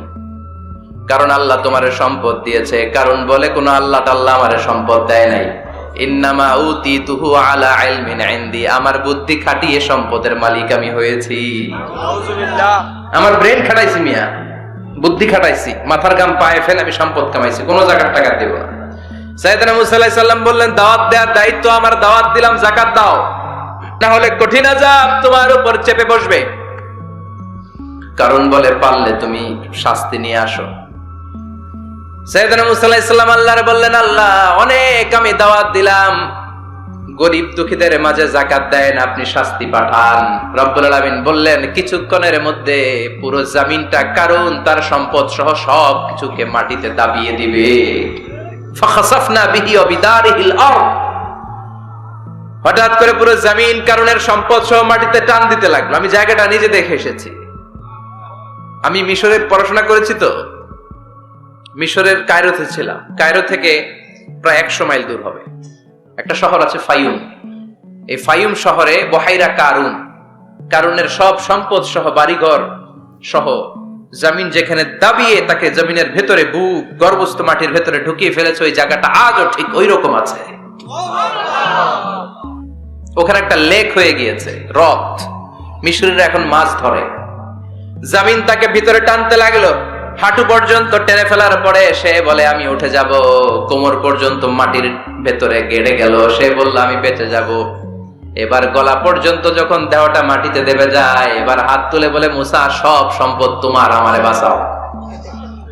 এমন ভালো মানুষ, সোজা আঙ্গুলে কি সব সময় ওঠে না। ও মুসা, সম্পদ না, আমারে বাঁচাও, বাঁচতে চাই। সাইয়েদনা মুসা বলে, দ্য টাইম ইজ আপ, সময় শেষ। যখন দাওয়াত দিয়েছি তখন যদি দাওয়াত মেনে নিতা বেঁচে যেতা, এখন আমারও কিছু করার নাই, আমি গেলাম।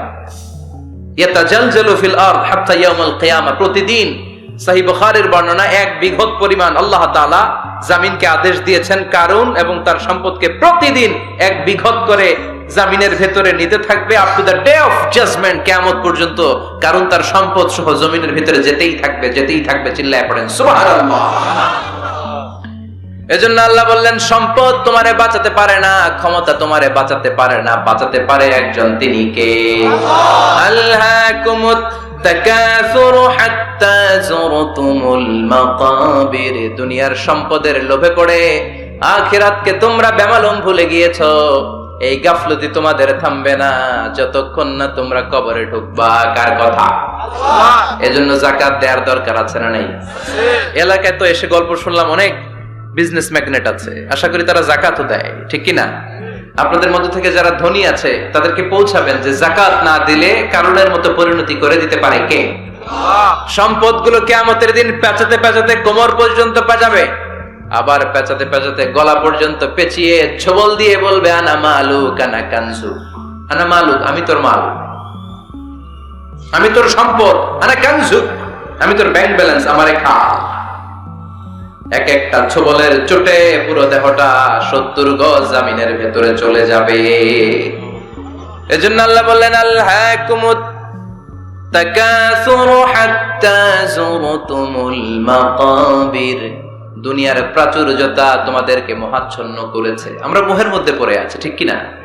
আমাদের চলাফেরা, কথাবার্তা, লাইফস্টাইল দেখলে মনেই হয় না যে আমরা মরু, মনে হয় যে 1000 বছর রাজত্ব করতে আমরা এসেছি, কেউ আমাদেরকে থামাতে পারবে না, কোনদিন আমাদের মরণ হবে না। চিল্লায় বলেন ঠিক কি না? এই দুনিয়াটা আসল জীবন না, আসল জীবন কবরের জীবন।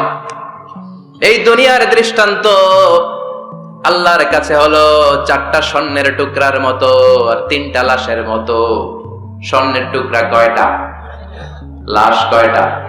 বনি ইসরাইলের জামানাতে 3 জন যুবক কর্মের সন্ধানে, কাজের সন্ধানে বেরিয়েছিল। হঠাৎ করে তারা এক গুপ্তধন পেয়ে যায়। গুপ্তধনে তারা পেয়েছে 4টা বড় বড় স্বর্ণের টুকরা। কয়টা? মহা খুশি, খুশিতে বাকবাকুম। চিন্তা করলো আমরা আজীবন খেয়ে পড়ে চলে যেতে পারবো, কিছুই করা লাগবে না। 3 জন মিলে স্বর্ণ নিয়ে বসে প্ল্যান করলো, ভাগ বটোয়ারা করার আগে একজন বাজার থেকে রুটি কিনে নিয়ে আয়, আগে পেট ভরে খেয়ে নেই, তারপরে ভাগ বটোয়ারা। একজন রুটি আনতে গিয়েছে, ওই দুইজন ভাবতে শুরু করলো, যেটারে রুটি আনতে পাঠাইছে ওইটারে যদি মেরে দিতে পারি তাহলে ভাগাভাগির আর কোনো কাম নাই। স্বর্ণ কয়টা? তুই নিবি 2টা, আমি নিব 2টা। আর যে রুটি কিনতে গিয়েছে সে মনে মনে ভেবেছে রুটির মধ্যে বিষ মাখিয়ে নিয়ে যায়। কি মাখিয়ে নিয়ে যায়? ওই 2টা বিষ খাইয়া ঠুস। সব যেই চিন্তা ওই কাজ। রুটির মধ্যে বিষ মাখিয়ে নিয়ে এসেছে। 2 বন্ধু ওইটারে ধরে আঘাত করতে করতে দুনিয়া থেকে বিদায় করে দিয়েছে। এবার 2টা বলে এইটারে মারতে অনেক কষ্ট হয়েছে, আগে খাইয়া লই। এরপরে তুই 2টা, আমি 2টা। এবার বিষ মাখানো রুটি খেয়ে ওরাও শেষ। আহা, আল্লাহু আকবার। 4টা স্বর্ণের টুকরা পড়ে আছে, 3টা লাশ পড়ে আছে। হাযিহি মাসালু হায়াতিদ দুনিয়া। এটা দুনিয়ার জীবনের দৃষ্টান্ত। এজন্য মানুষের স্বভাব হলো আরো চাই, আরো চাই। বিষ্ণু বললেন লাউ লিকুল্লি ইবনি আদামা ওয়াদিয়াম মিন যাহাব। আল্লাহ বনি আদমের সবাইকে যদি এক একটা স্বর্ণের পাহাড়ের মালিক বানিয়ে দেয়, আহাব্বা আন ইয়াকুনা লাহু ওয়াদিয়ান, সে চাইবে কেমন করে আরেকটা স্বর্ণের পাহাড়ের মালিক হওয়া যায়।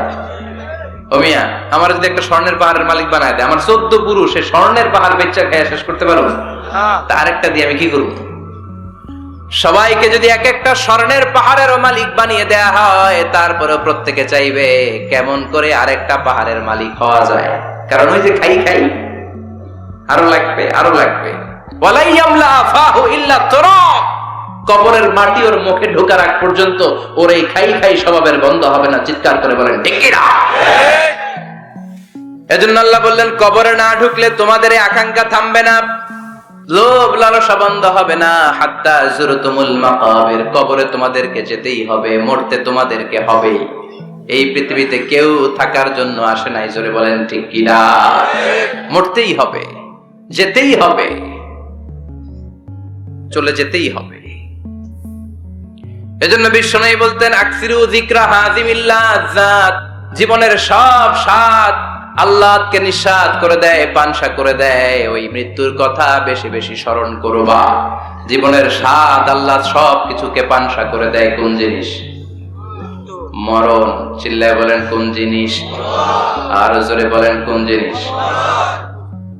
সুনিশ্চিত যেতেই হবে। কোন সন্দেহ আছে? কথা বলেন, সন্দেহ আছে কারো? The most certain thing in our life is death, and the most uncertain thing in our life is the time of death. আমাদের জীবনের সবচেয়ে সুনিশ্চিত বিষয় হচ্ছে আমাদের মরণ, মরতে হবে। কিন্তু সবচেয়ে অনিশ্চিত বিষয় হচ্ছে মরণের সময়। কখন মরবো এটা আমরা কেউ জানি না, কিন্তু মরবো যে এটা আমরা সবাই জানি। চিল্লায় বলেন ঠিক কি না? কেউ বেঁচে থাকতে পারবে না, সবাই চলে যাবে, সব মরে যাবে, শুধু একটা সত্তা বেঁচে থাকবে। চিল্লায় বলেন তিনি কে? কুল্লু মান আলাইহা ফানি ওয়া ইয়াবকা ওয়াজহু রাব্বিকা যুল জালালি ওয়াল ইকরাম ফাবিআইয়ি আলাই রাব্বিকুমা তুকাযযিবান। পৃথিবীর বুকে যা দেখা যায় সব মরে শেষ হয়ে যাবে, মরবে না শুধু একটা সত্তা, তিনি কে? সব মরে যাবে, সবাই মরে যাব। মালাকুল মাউত সবার রূহ কবজ করে ফেলবে। আল্লাহ বলবে আখবিরনি মাইয়াব্বা। হে মৃত্যুর ফেরেশতা, কি করছো? কই সব মারছি। সবাইরে মারছো? সব শেষ। কে বাকি? জিনেরা বাকি, জিনদেরও মারো। সবগুলো জিন শেষ করা হবে, বাকি থাকবে ইবলিস। আল্লাহ বলবেন সবাইকে যেই কষ্ট দিয়ে ইন্তেকাল করিয়েছো, সবগুলো কষ্ট একত্রিত করে ইবলিসটারে তুমি মারো। সবচেয়ে কষ্ট দিয়ে নির্মম ভাবে ইবলিসকেও শেষ করা হবে। আল্লাহ বলবেন আখবিরনি মাইয়াবকা। ও মালাকুল মাউত, এবার বলো আর কে বেঁচে আছে? মালাকুল মাউত বলবে আল্লাহ কেউ নাই, কেউ নাই, সব শেষ। মানুষ শেষ, প্রাণীগুলো শেষ, পাখিগুলো শেষ, সাগরের মাছগুলো শেষ, আপনার কথা মতো জিনগুলাও। এবার আছে শুধু ফেরেশতারা। কারা? কথা বলেন। আল্লাহ বলবেন ফেরেশতাদেরও মারো। শুরু হবে ফেরেশতা নিধন। একের পর এক সব ফেরেশতার রূহ কবজ করা হবে। এবার আল্লাহ বলবে আখবিরনি ইয়া মালাকাল মাউত মাইয়াবকা। মালাকুল মাউত, আর কে কে বেঁচে আছে আমার একটু বলো। মালাকুল মাউত বলবো সব শেষ। সব ফেরেশতাগুলোরও মেরে ফেলেছি, শুধু 4 জন আছে, জিব্রাইল, ইসরাফিল, মিকাইল, আর আমি আপনার হুকুমের গোলাম আজরাইল। আল্লাহ বলবে ইসরাফিলের রূহ কবজ করো। ইসরাফিলের রূহ কবজ হয়ে যাবে। মিকাইলের রূহ কবজ করো, মিকাইলের রূহ কবজ হয়ে যাবে। ইসরাফিলের রূহ কবজ করো, কবজ হয়ে যাবে। আল্লাহ বলবে আখবিরনি মাইয়াবকা। মালাকুল মউত এবার বলো কে বেঁচে আছে? মালাকুল মউত বলবে কেউ নাই। আল্লাহ বলবে আসলেই কেউ নাই? মালাকুল মউত বলবে আছে। কে আছে? শুধু আমি আছি। ডানে বায়ে সামনে পেছনে আল্লাহ কেউ নাই, সব শেষ, শুধু আমি আছি। আল্লাহ বলবেন এবার তুই মর। মুত ইয়া মালাকুল মউত, হে মৃত্যুর ফেরেশতা, এবার তুই মর। মালাকুল মউত হিসাব আর মিলাতে পারবে না, হিসাবটা তখন উল্টে যাবে। মালাকুল মউত বলবে এটা আবার কেমন কথা, আমি মরুম কেন? আমি না মারছি? আমি না মারছি? আমি মেরে সাবার করেছি সব, আমি কেন মরব? আল্লাহ বলবেন মালাকুল মউত এটাই তো বিধান, কুল্লু নাফসিন যায়িকাতুল মাউত, দুনিয়ার প্রত্যেককেই মৃত্যুর স্বাদ নিতে হবে রে মালাকুল মউত। যদিও তুমি মেরেছ, সবাইকে তুমি মেরেছ, এখন তোমার মরণের পালা, এবার তুমি মরো, কারণ তোমাকেও মরতে হবে, তোমাকেও মরতে হবে। এই কথা শুনে মালাকুল মউতের গায়ে জ্বর এসে যাবে, খিচুনি এসে যাবে, কাঁপুনি ছুটে যাবে, কাঁপতে থাকবে মালাকুল মউত। কি ভয়ঙ্কর দৃশ্যের না জানি অবতরণ হবে সে সময়। কাঁপতে থাকবে মালাকুল মউত। আল্লাহ বলবেন কেঁপে লাভ নাই, ভয় পেয়ে লাভ নাই, জান্নাত জাহান্নামের মাঝ বরাবর একটা জায়গা আছে, ওই জায়গায় যেয়ে দাঁড়াও। মালাকুল মউত ওই জায়গার মাঝখানে যেয়ে দাঁড়াবে আর কাঁপবে। আল্লাহ চিৎকার দিয়ে বলবেন মুত ইয়া মালাকুল মউত, মুত, মরে যা, মরে যা। বলার সাথে সাথে মালাকুল মউত জান্নাত এবং জাহান্নামের মাঝখানে বিকট একটা চিৎকার দিয়ে মরে লাশ হয়ে যাবে। বিশ্বনবী বলেন মালাকুল মউতের ওই দিনের চিৎকারটা এত ভয়ঙ্কর হবে, এত গগন বিদারে চিৎকার সেদিনের চিৎকারটা হবে। দুনিয়ার মানুষগুলো যদি তখনও দুনিয়ায় বেঁচে থাকতো, কিয়ামত হওয়ার জন্য আলাদা করে ইসরাফিলের সিংহায় ফুৎকার দেওয়ার আর দরকার হতো না। মালাকুল মউতের এই চিৎকার শুনে কানের পর্দা ফেটে দুনিয়ার সব মানুষগুলো তখনই মরে যেত। তো ভয়ঙ্কর চিৎকার হবে। মালাকুল মউত শেষ, এবার সামনে পেছনে ডানে বায়ে উপরে নিচে কেউ নাই, একজন ছাড়া, তিনি কে? আল্লাহ সেদিন হুঙ্কার দিবেন। আল্লাহ বলবেন পৃথিবীর বড় বড় প্রধানমন্ত্রীরা কোথায়, প্রেসিডেন্টরা কোথায়, আইনাল মুলুক, যারা ক্ষমতার দাপট দেখিয়েছে তারা আজকে কোথায়? আইনাল বিহার, সাগরগুলো কোথায়? আইনাল আনহার, নদীগুলো কোথায়? নীল নদ, মিসিসিপি, মিসৌরি নদ, গঙ্গা নদ, এই নদীগুলো কোথায়? নদগুলো কোথায়? আইনাল আশজার, বড় বড় বট গাছগুলো কোথায়? আইনাল জাবাবেরা, আইনাল মুলুক, অত্যাচারের স্টিম রোলার যারা আমার মুমিন বান্দাদের উপর চালিয়েছে, ওই বেয়াদব গাদ্দার মুনাফিক গুলো কোথায়? ডানে বায়ে কেউ নাই, আল্লাহ একাই হুঙ্কার দিবেন। হুঙ্কার ছেড়ে তিনি বলবেন লিমানিল মুলকুল ইয়াউম, লিমানিল মুলকুল ইয়াউম, who belongs the kingdom today, আজকে ক্ষমতা কার?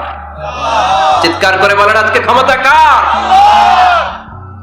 আল্লাহ নিজেই উত্তর দিবেন লিমানিল মুলকুল ইয়াউমা লিল্লাহিল ওয়াহিদিল কাহ্হার, আজকে ক্ষমতার মালিক মহাবিশ্বের কেউ নয়, ক্ষমতার মালিক হলেন একজন, তিনি কে?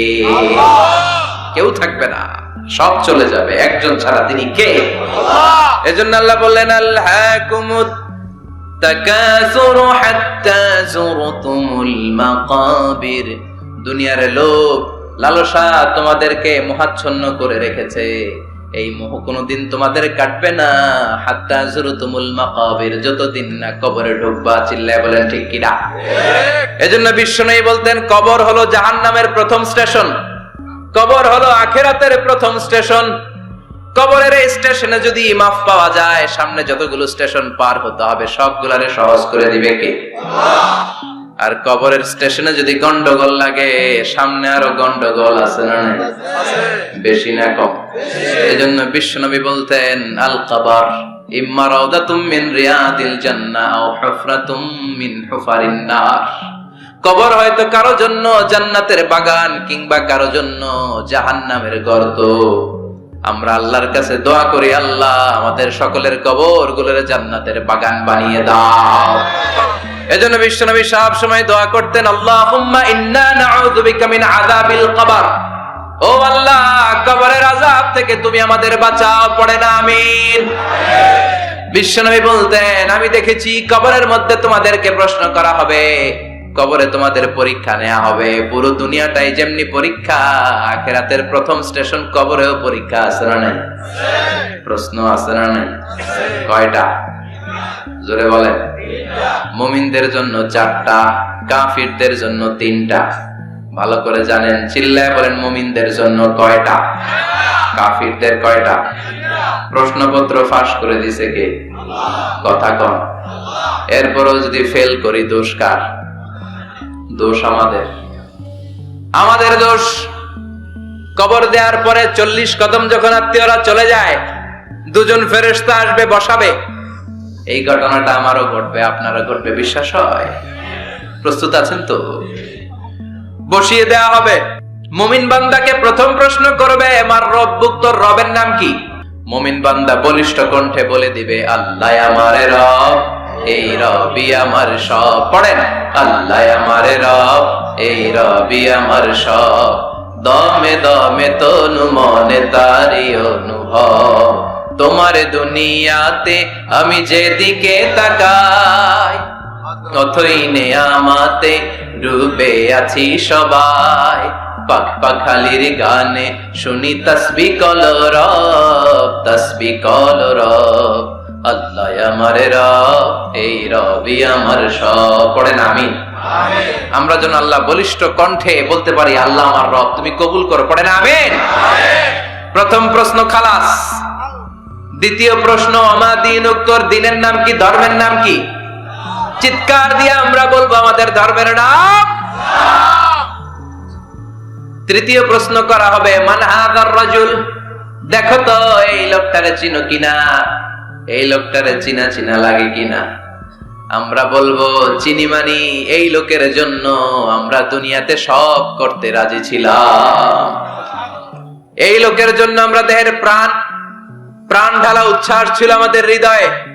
আমাদের দেহের রক্তটুকু বিলিয়ে দিতে আমরা পৃথিবীর বুকে কোনটা বোধ করি নাই? চিল্লায় বলেন ঠিক কিনা? এই নবী আমাদের পেয়ারা নবী, চাঁদের চেয়েও সুন্দর তুমি নবী আমার কামলিওয়ালা। চাঁদের চেয়ে সুন্দর তুমি নবী আমার কামলিওয়ালা। দু জাহানের বাদশাহ তুমি প্যারা নবী সাল্লাল্লাহু আলা। দু জাহানের বাদশাহ তুমি প্যারা নবী সাল্লাল্লাহু আলা। চাঁদের চেয়ে সুন্দর তুমি নবী আমার কামলিওয়ালা। পড়েন আল্লাহু আকবার। আমরা বলবো এটা আমাদের কামলিওয়ালা নবী। এই নবীর অনুসরণ আমরা করেছি, এই নবীর কথা আমরা দুনিয়ায় মেনেছি। তার মানে প্রথম প্রশ্নেও পাস, দ্বিতীয় প্রশ্নেও পাস, তৃতীয় প্রশ্নেও পাস। এবার মুমিনদের জন্য এক্সট্রা একটা কোশ্চেন আছে না নাই? 4 নাম্বার প্রশ্নটাও জেনে রাখেন, কবরে কাজে লাগবে। তখন জিজ্ঞেস করা হবে, ওমা ইলমুক, ওমা ইলমুক, what is the source of your knowledge, what is the source of your answer. এই যে 3টা প্রশ্নের উত্তর দিতে পারলা বাঘের বাচ্চার মতো, তথ্যসূত্র কি? What is the reference? করতে শিখছো, কোত্থেকে শিখেছেন বলে আসতে হবে। আমরা বলবো আমরা কোরআন থেকে শিখেছি, হাদিস থেকে শিখেছি, মাহফিল গুলোতে জেনেছি, বয়ান গুলো থেকে শিখেছি। পড়েন সুবহানাল্লাহ। চারটা প্রশ্নের উত্তর যখন আপনি দিয়ে দিবেন, ফেরেশতারা বলবে আহলান ওয়া সাহলান, কংগ্রাচুলেশন। কি বলবে? আহলান ওয়া সাহলান মানে কংগ্রাচুলেশন, খুশ আমদেদ, খুশ আমদেদ, খুশ আমদেদ। ওয়ায়ুফসাহু লাহু কবরুহু 70 যিরান, কবরটারে 70 হাত লম্বা করে দেয়া হবে।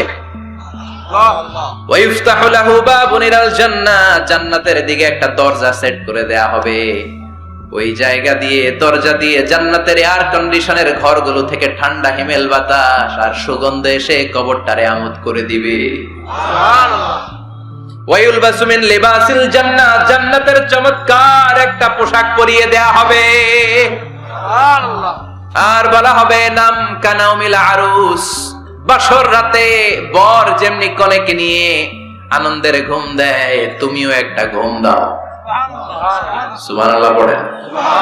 নাম কানাউমিল আরুস, বাসর রাতে বর যেমনি কনেকে নিয়ে ঘুমায়, ঘুমা। মধুর একটা ঘুম আপনার সেদিন হবে। ইসরাফিলের সিঙ্গার আওয়াজ ওই হুইসেল বাজার আগ পর্যন্ত ওই ঘুম কেউ আপনার ভাঙাতে পারবে না। আল্লাহ কবরের চারটা প্রশ্ন, এগুলোর সঠিক উত্তর দিয়ে জান্নাতের পোশাক পরে আমরাও যেন ঘুমিয়ে থাকতে পারি, তৌফিক দাও। আর জোরে পড়েন আমিন। এবার নাস্তিকদের পালা, বামপন্থীদের পালা, রামপন্থীদের পালা, ইসলাম বিরোধীদের পালা, কোরআন বিরোধীদের পালা, নবী বিরোধীদের পালা। ওদের সামনে দুজন ফেরেশতা আসবে, আসওয়াদান আজরাকান। আসওয়াদান আজরাকান, নীলাভ চোখ, কালো গাত্র বর্ণের। নীলাভ চোখ, চোখগুলো নীল, গায়ের কালার হবে কালো। তাহলে কি ভয়ঙ্কর চেহারা হবে ফেরেশতা দুজনের। এসে বলবে ওঠ, বস। মার রব্বুক, তোর রবের নাম কি? কয় জানি না। কি কয়? জানি না। লা আদরি, আমি জানি না। আমি অমুক নেতার পিছনে পিছনে ঘুরতাম, খালি এটা মনে আছে। আমি মাও সেতুংকে নেতা মানতাম, আমি কার্ল মার্কসকে নেতা মানতাম, আমি নেতা খেতাদের পিছনে ঘুরতাম। রব কি, ইসলাম কি, দিন কি, কিচ্ছু আমি জানি না। মাফ চাই, জানি না। দ্বিতীয় প্রশ্ন, অমাদিন, উত্তর ধর্মের নাম কি? কয় আমার কোনো ধর্ম নাই, আমার কোনো ধর্ম নাই, আমি হলাম নাস্তিক। আমি কি? কথা বলেন, আমি কি? আমি এক প্যাকেটের বিরিয়ানির সন্ধান পাইলে শাহবাগের প্রজন্ম চত্বরে যাইয়া ডান্স দিতাম। এরকম টাকায় তাছাড়া নাই। অমাদিন, উত্তর ধর্ম কি? কয় জানি না, মাফসারি, আমি কিচ্ছু জানি না, ধর্ম টর্ম নাই আমার, আমি নাস্তিক। ফেরেশতারা বলবে ও তুমি নাস্তিক, দাঁড়াও আর একটা বাকি প্রশ্ন, এরপরে খেলা শুরু। ঠিক কিনা? তিন নাম্বার প্রশ্ন, ওমান হাযার রাজুল, এই লোকটাকে চিনো কিনা দেখো। নাস্তিক বলবে না চিনি না, তবে নাম শুনেছি, ওনার বিরুদ্ধে আমি ব্লগে লিখতাম। এরকম ব্লগার আছে না নাই? ওনার পারিবারিক জীবন নিয়ে আমি মানুষের মধ্যে সন্দেহ উস্কে দিতাম। ওনার পুত পবিত্র চরিত্রের ব্যাপারে আমি দুনিয়ার বুকে মন্দ কথা বলতাম। ওনারে আমি গালি দিতাম, আমি ছিলাম ওনার বিরুদ্ধ শক্তি, ওনার পক্ষের কোন শক্তি আমি ছিলাম না, আমি সব সময় ওনার বিপক্ষে ছিলাম। ফেরেশতারা বলবে হায় হায়, তুই তো ডবল জিরো। 100তে কত পাইছে? কথা কর। লা দারাইতা ওয়ালা তালাইতা, কিছুই পারলি না, তুই তো পোড়া কপাল। ফায়ুতরাকু মিন মাতারিক মিন হাদিদ, লোহার একটা হাতুড়ি থাকবে, এক হাতুড়ির বাড়িতে মাথাটা ছিন্ন বিচ্ছিন্ন হয়ে যাবে, দেহটা জমিনের মধ্যে ঢুকে যাবে। তার চিৎকারে ওই কবরস্থানটা থার থার করে কাঁপবে, কিন্তু কেউ শুনবে না। মানুষ আর জিন ছাড়া সবাই শুনবে। এজন্য মাঝে মাঝে কবরস্থানে দেখবেন গরু বেঁধে রাখলে রশি টুসি ছিঁড়া গরু দেয় তো আছে না নাই? এক একটা আঘাত এসে ছিন্ন বিচ্ছিন্ন হয়ে যাবে। ইকালু লিল আরদি, জমিনকে বলা হবে ইলতাইমি, চাপ দাও, প্রেসার মারো। ফাতাখতালিফা আতলাউহু, দেহের এই পাজরগুলো, ডান দিকের পাজর বাম দিকে যাবে, বাম দিকের পাজর ডান দিকে আসবে, পুরো দেহটা পাউডার হয়ে যাবে। তার এক একটা চিৎকারে পুরো কবরস্থান থারথার করে কাঁপবে। হাত্তা সাআ, আর এই খেলা চলতে থাকবে ইসরাফিলের সিংহা পর্যন্ত। মুমিনের ঘুম চলতে থাকবে ইসরাফিলের, আর ওর সাথে ফেরেশতাদের খেলা আছে না নাই? এটার নাম ফাইনাল খেলা। কি খেলা? কথা বলেন, আর জোরে বলেন। এজন্য আল্লাহ বললেন কবরে তোমার যেতেই হবে। আলহাকুমুত তাকাসুরু হাত্তা যুরতুমুল মাকাবির, কবরে তোমাকে যাওয়াই লাগবে। কবরের শাস্তি তোমার পেতেই হবে, কবরের পরীক্ষার সম্মুখীন তোমাকে হতেই হবে। জোরে বলেন ঠিক কিনা? এজন্য মাঝে মাঝে কবরস্থানে যাওয়ার দরকার আছে না নাই? বিশ্বনবী বলেছেন নাহাইতুকুম আন জিয়ারাতিল কবর, আমি এক সময় কবর জিয়ারত করতে নিষেধ করতাম। আলআনা ফাজুরুহা, এখন বললাম কবর জিয়ারত করো, সমস্যা নাই। কিন্তু কবরে পড়ে থাকা ব্যক্তিটার কাছে কিছু চাওয়া যাবে নাকি? কথা বলেন। আল মাইয়িতু ফিল কবর কাল গরিকু ফিল বাহর, সাঁতার না জানা ব্যক্তি সাগরে পড়লে যত অসহায়, কবরে পড়ে থাকা ব্যক্তি তার চাইতেও বেশি অসহায়। সে আপনারে কি দিবে? আপনি দিয়ে আসবেন, যে আপনি সালাম দিয়ে আসবেন, দোয়া দিয়ে আসবেন, সে আপনার কিচ্ছু করতে পারে না। করতে পারে একজন, তিনি কে? এজন্য খবরদার, কবরস্থানে আগরবাতি দেয়া যাবে না, মোমবাতি দেয়া যাবে না, লাল শালু দেয়া যাবে না, মশারি দেয়া যাবে না। অনেকে কবরস্থানে মশারি টাঙ্গায় আছে না নাই? কেন? মশা কামড়ায় তো মশারি দেয় কেন? ঘটনাটা কি? দেখবেন যে বেয়াদবটা কবরস্থানে যে মশারি দেয়, মাজারে মশারি দেয়, ওর বাপের মশায় খায়, ওর মায়ের ডেঙ্গু রোগ, কামড়াইতে কামড়াইতে ওর মায়ের ডেঙ্গু জ্বর, ওর বাবারে কামড়ায়, মশায় খায়, মারে মশায় খায়, মা বাবারে মশারে না দিয়া মাজারে দিয়ে আস, কপাল পোড়া। মাজারে মোমবাতি দিয়ে আসে, আছে না নাই? মোমবাতি কেন দেয়? ভিতরে আলো নাই নাকি?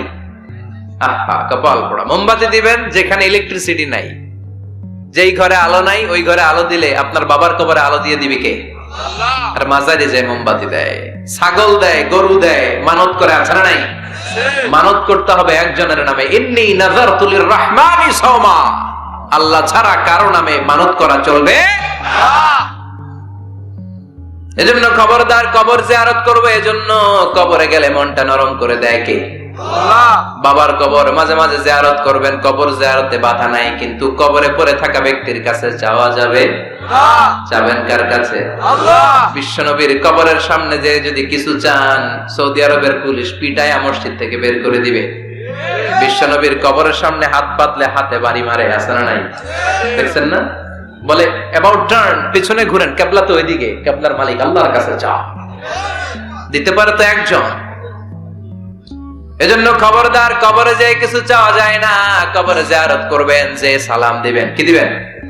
আসসালামু আলাইকুম আহলা দিয়ার মিনাল মুমিনিন ওয়াল মুসলিমিন ওয়া ইন্না ইনশাআল্লাহু বিকুম লাহিকুন আনতুম লানা সালাফ ওয়া নাহনু লাকুম তাবা ইয়ারহামুল্লাহুল মুস্তাকদিমিনা মিন্না ওয়াল মুস্তাখিরিন নাসআলুল্লাহ লানা ওয়া লাকুমুল আফিয়া।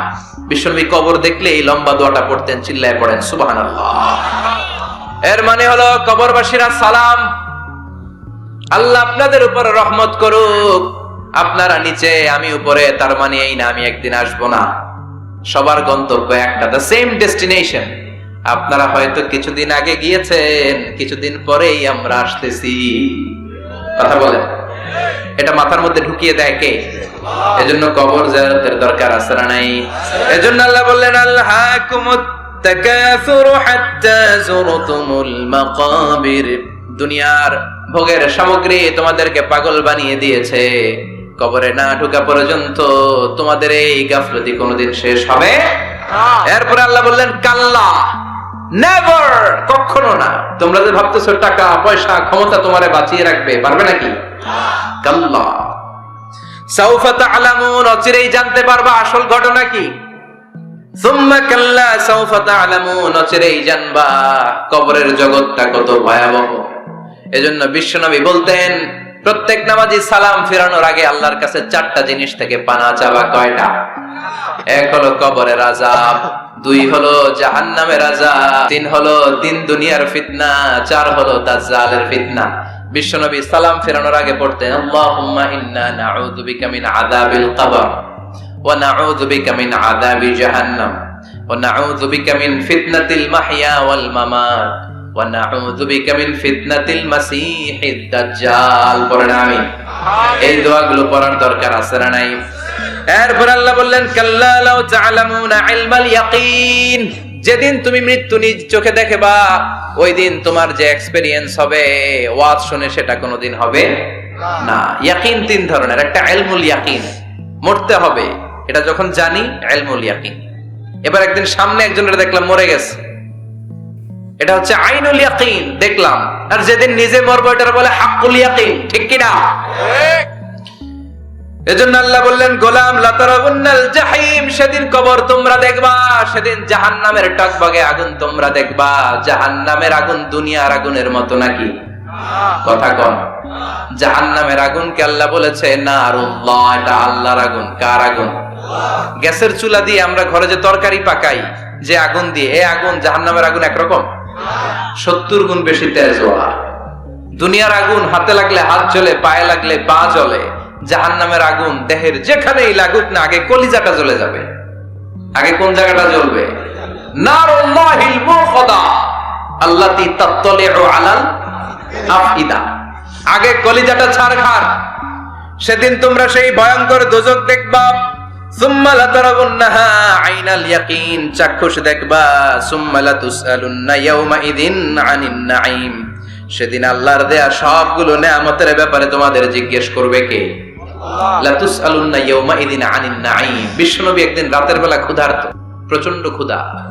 ক্ষুধার চোটে ঘর থেকে বের হয়ে দেখে আবু বকরও বাইরে, ওমরও বাইরে। ঘটনা কি? হোয়াট এ কোইন্সিডেন্ট, কেমনে মিলে গেল? বিশ্বনবী বললেন আবু বকর বাইরে কেন? কয় নবী ক্ষুধা। ওমর তুমি তো এই টাইমে বাইরে থাকো না, বাইরে কেন? কয় ঘরে খাওয়ার নাই। বিশ্বনবীর পেটেও খাবার নাই। বিশ্বনবী বললেন চলো এক আনসারী সাহাবীর বাড়িতে যাই। যে দেখেন সাহাবী বাড়িতে নাই, ফ্যামিলির লোকদের জন্য কুয়া থেকে পানি আনতে গেছে। পানি এনে দেখে বিশ্বনবী আর আবু বকর ওমর দাঁড়ানো। সাহাবী বলে ও নবী, গভীর রাতে আপনি আমার বাড়িতে এসেছেন, আমার যে সৌভাগ্যবান এই মুহূর্তে পৃথিবীতে কেউ নাই। ও নবী কি মেহমানদারি করব? বিশ্বনবী বললেন যা আছে তাই নিয়ে আসো। সাহাবা খেজুর বাগান থেকে খেজুরের ডাল ভেঙে আনলেন। ওই ডালের মধ্যে বিশ্বনবী কত প্রামাণ্য বর্ণনা দিচ্ছেন। বিশ্বনবী বললেন খেজুরের ডালে আছে কিছু কাঁচা খেজুর, কিছু পাকা খেজুর। আমরা তিনজন মিলে টানাটানি করে খেতে লাগলাম, ক্ষুধায় অস্থির। আমাদের সামনে ছাগল জবাই করা হলো, আগুনে ঝলসে গোশতগুলো দেয়া হলো, তিনজন মিলে ভাগ করে খেলাম। বললাম আবু বকর এতক্ষণ ক্ষুধার্ত ছিলা, ক্ষুধা দিছিল কে? এখন তোমার পেটে ক্ষুধা আছে নাকি? কয় নাই। এই নেয়ামত তোমার দিল কে? সুম্মা লাতুসআলুন্না ইয়াওমা ইযিন আনিন নাঈম। বিশ্বনবী বললেন ও আবু বকর এই যে নেয়ামত এই মাত্র খেলা, এই নেয়ামতের ব্যাপারেও তোমারে জিজ্ঞেস করবে কে? তাইলে প্রতিটি নেয়ামতের ব্যাপারে ইন দা ডে অফ জাজমেন্টে প্রশ্ন আছে না নাই? নেয়ামত আল্লাহ আমাদেরকে কম কম দিছে, তাই না? কথা কন, কথা কন। ঠিক যেই মুহূর্তে আমরা এখন সুস্থ, অসুস্থ হয়ে হসপিটালে পড়ে আছে না নাই? মৃত্যুর সাথে কঠিন পরিস্থিতিতে পড়ে আছে, এরকম আছে না নাই? এজন্য আল্লাহ বললেন ওয়া ইন তাউদ্দু নি'মাতাল্লাহি লা তুহসুহা, এত নেয়ামত দিয়েছি গুণে শেষ করা যাবে না। কিয়ামতের দিন এই নেয়ামতগুলোর ব্যাপারে পাই টু পাই আমাদের কাছে হিসাব চাইবে কে? আল্লাহ। কথা কোন? পাঁচটা বিষয়ের হিসাব চাইবে। নাম্বার 1 আন হায়াতিহি ফিমা আফনা, তোমার জীবনটাকে তুমি কোন কাজে লাগিয়েছো? এটা হচ্ছে কমন কোশ্চেন। কবরের প্রশ্ন আমাদের 4টা, আর কিয়ামতের ময়দানে কয়টা? কথা কোন? নাম্বার 1 জীবন দিয়েছে, জীবন কোন কাজে লাগিয়েছো? নাম্বার 2 জীবনে যে যৌবন আছে, যৌবনটারে কোন কাজে লাগিয়েছো? ঠিক কি না? যৌবনের ইবাদত আল্লাহর কাছে বড় প্রিয়। যুবক যারা নামাজ পড়ে, বুড়ো হলে নামাজ পড়তে না পারলেও আমল নামায় নামাজের সওয়াব দিবে কে? সুবহানাল্লাহ কইবেন না? পেনশন স্কিম, এটা কি বলে? After service appreciation. 30 বছর গভর্নমেন্ট জব করার পরে বয়স হচ্ছে 60, আর করতে পারেন না, তখন একটা বান্ডেল, এক বান্ডেল টাকা আপনারে দিয়ে দিবে। পেনশন স্কিম, জাতিকে সাথ দিয়েছেন, এখন পারেন না, তারপরেও টাকা আছে না নাই? এটাকে বলে আফটার সার্ভিস অ্যাপ্রিসিয়েশন। এত সার্ভিস যে দিয়েছেন, অ্যাপ্রিসিয়েশন। এজন্য যুবক যারা এখন নামাজ পড়া ইসলামের পক্ষে থাকো, বুড়ো বয়সে কোমরে ব্যথার কারণে নামাজ পড়তে না পারলেও পেনশনের মতো আমল নামায় সওয়াব দিবে কি? আবার 7 শ্রেণীর ব্যক্তিকে কিয়ামতের ময়দানে রব্বুল আলামিন আরশের নিচে ছায়া দিবেন। ওই 7 শ্রেণীর মধ্যে যুবক শ্রেণী একটা আছে, যে যুবক তার যৌবনে আল্লাহর ইবাদত করেছে। পড়েন সুবহানাল্লাহ। যৌবনটা আল্লাহর ইবাদতে কাটিয়েছে, তার জন্য স্পেশাল আল্লাহর আরশের নিচে ছায়া আছে না নাই? এই 7 শ্রেণীর মধ্যে 2 শ্রেণীর যুবক, একটা হচ্ছে যে যুবক বয়সে ইবাদত করেছে, আরেকটা হচ্ছে যে যুবক কোন মেয়ের সাথে পাপ কাজের অফার পেয়েও বলেছে ইন্নী আখাফুল্লাহ, নিশ্চয় আমি ভয় পাই একজনকে, তিনি কে? চিল্লায় বলেন কে? যাদের হৃদয়ে আছে আল্লাহর ভয়, তারা কবু পথ ভুলে যায় না। আল্লাহর প্রেম ছাড়া এই দুনিয়ায় কারো কাছে কোনো কিছু চাই না। রাতের আধারে যারা সেজদাতে রয়, দু চোখের শ্রুতে নদী যেন বয়। ছলনার হাতছানি যতই ডাকুক, পেছনে ফিরেও সে তাকায় না। যাদের হৃদয়ে আছে আল্লাহর ভয়, তারা কবু পথ ভুলে যায় না। ঠিক কিনা? আল্লাহর ভয় অন্তরে থাকার দরকার আছে না নাই?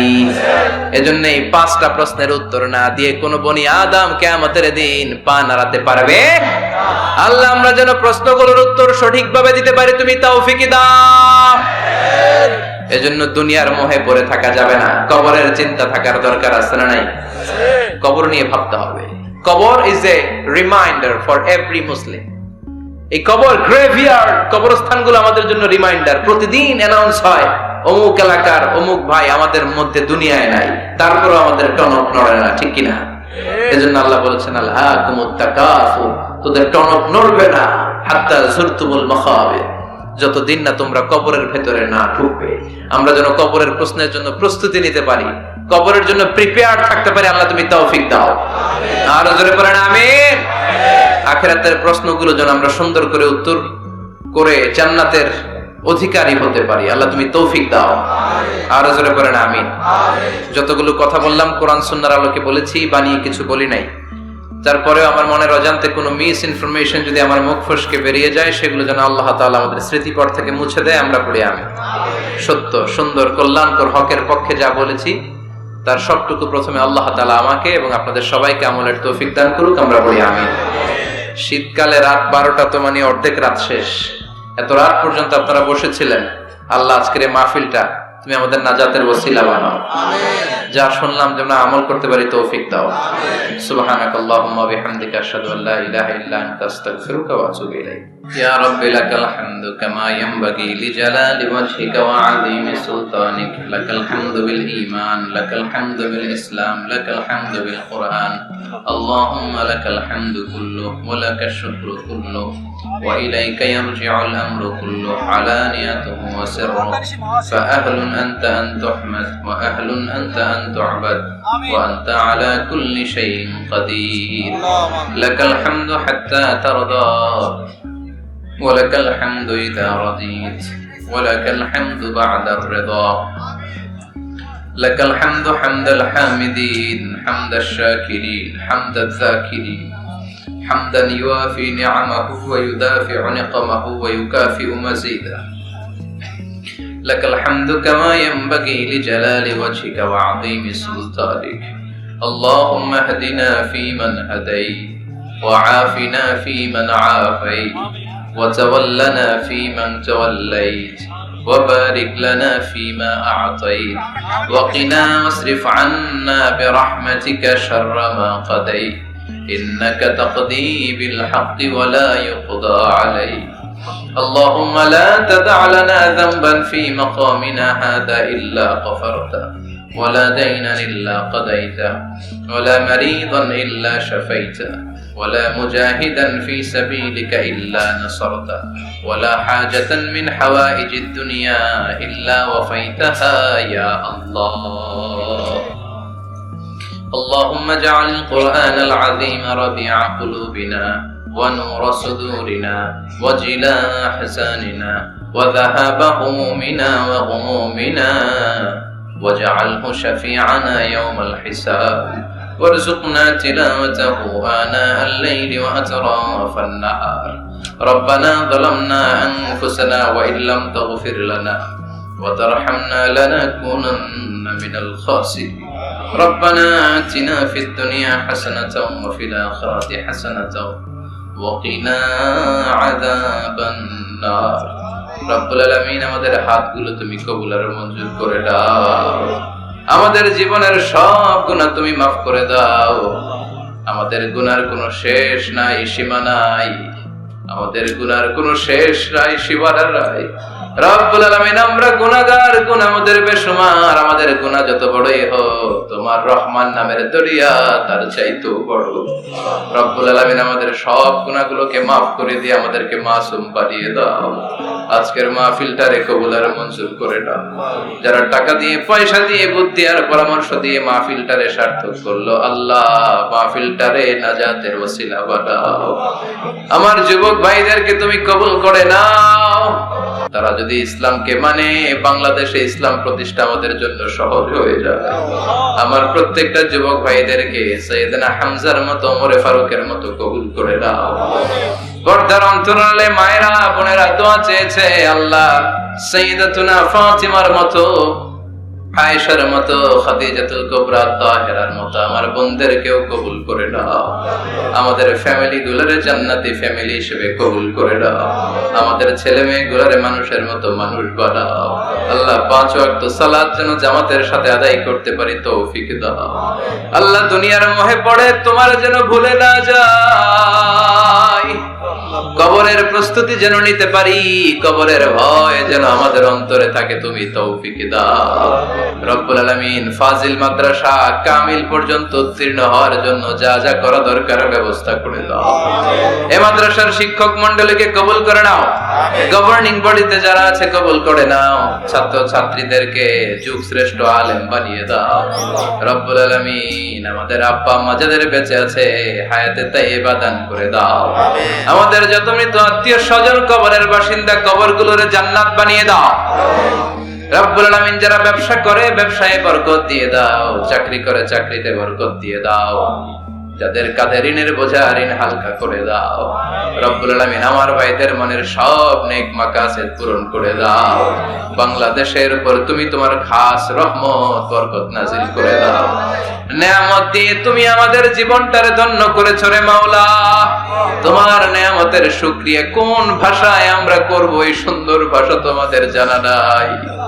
তোমার সবগুলো নেয়ামতের শুকরিয়া করলাম তুমি কবুল করে দাও রব্বুল আলামিন যতদিনে বাঁচব এই দুনিয়ার বুকে তোমার গোলামের মতো বাঁচার তৌফিক দাও সব সময় হকের পক্ষে ইসলামের পক্ষে কোরআনের পক্ষে থাকার তৌফিক দাও রব্বুল আলামিন কয়দিনের হায়াত নিয়ে দুনিয়ায় আমরা এসেছি জানি না যতদিন বাঁচবো হকের পক্ষে কথা বলার তৌফিক দাও আর এই ক্ষণস্থায়ী দুনিয়ার মায়াজাল ছিন্ন করে যেদিন ওই আখিরাতের দিকে পরপারে পাড়ি জমাবো ওই অন্তিম কালে বিদায়ের মুহূর্তে জীবন সায়ান্নে তোমার বিশ্বনবীর নূরানি চেহারাটা দেখে দেখে ওই মধুর কালিমাটুকু জপতে জপতে আমরা ঈমান নিয়ে যেন সবাই বিদায় নিতে পারি লা ইলাহা ইল্লাল্লাহু মুহাম্মাদুর রাসূলুল্লাহ।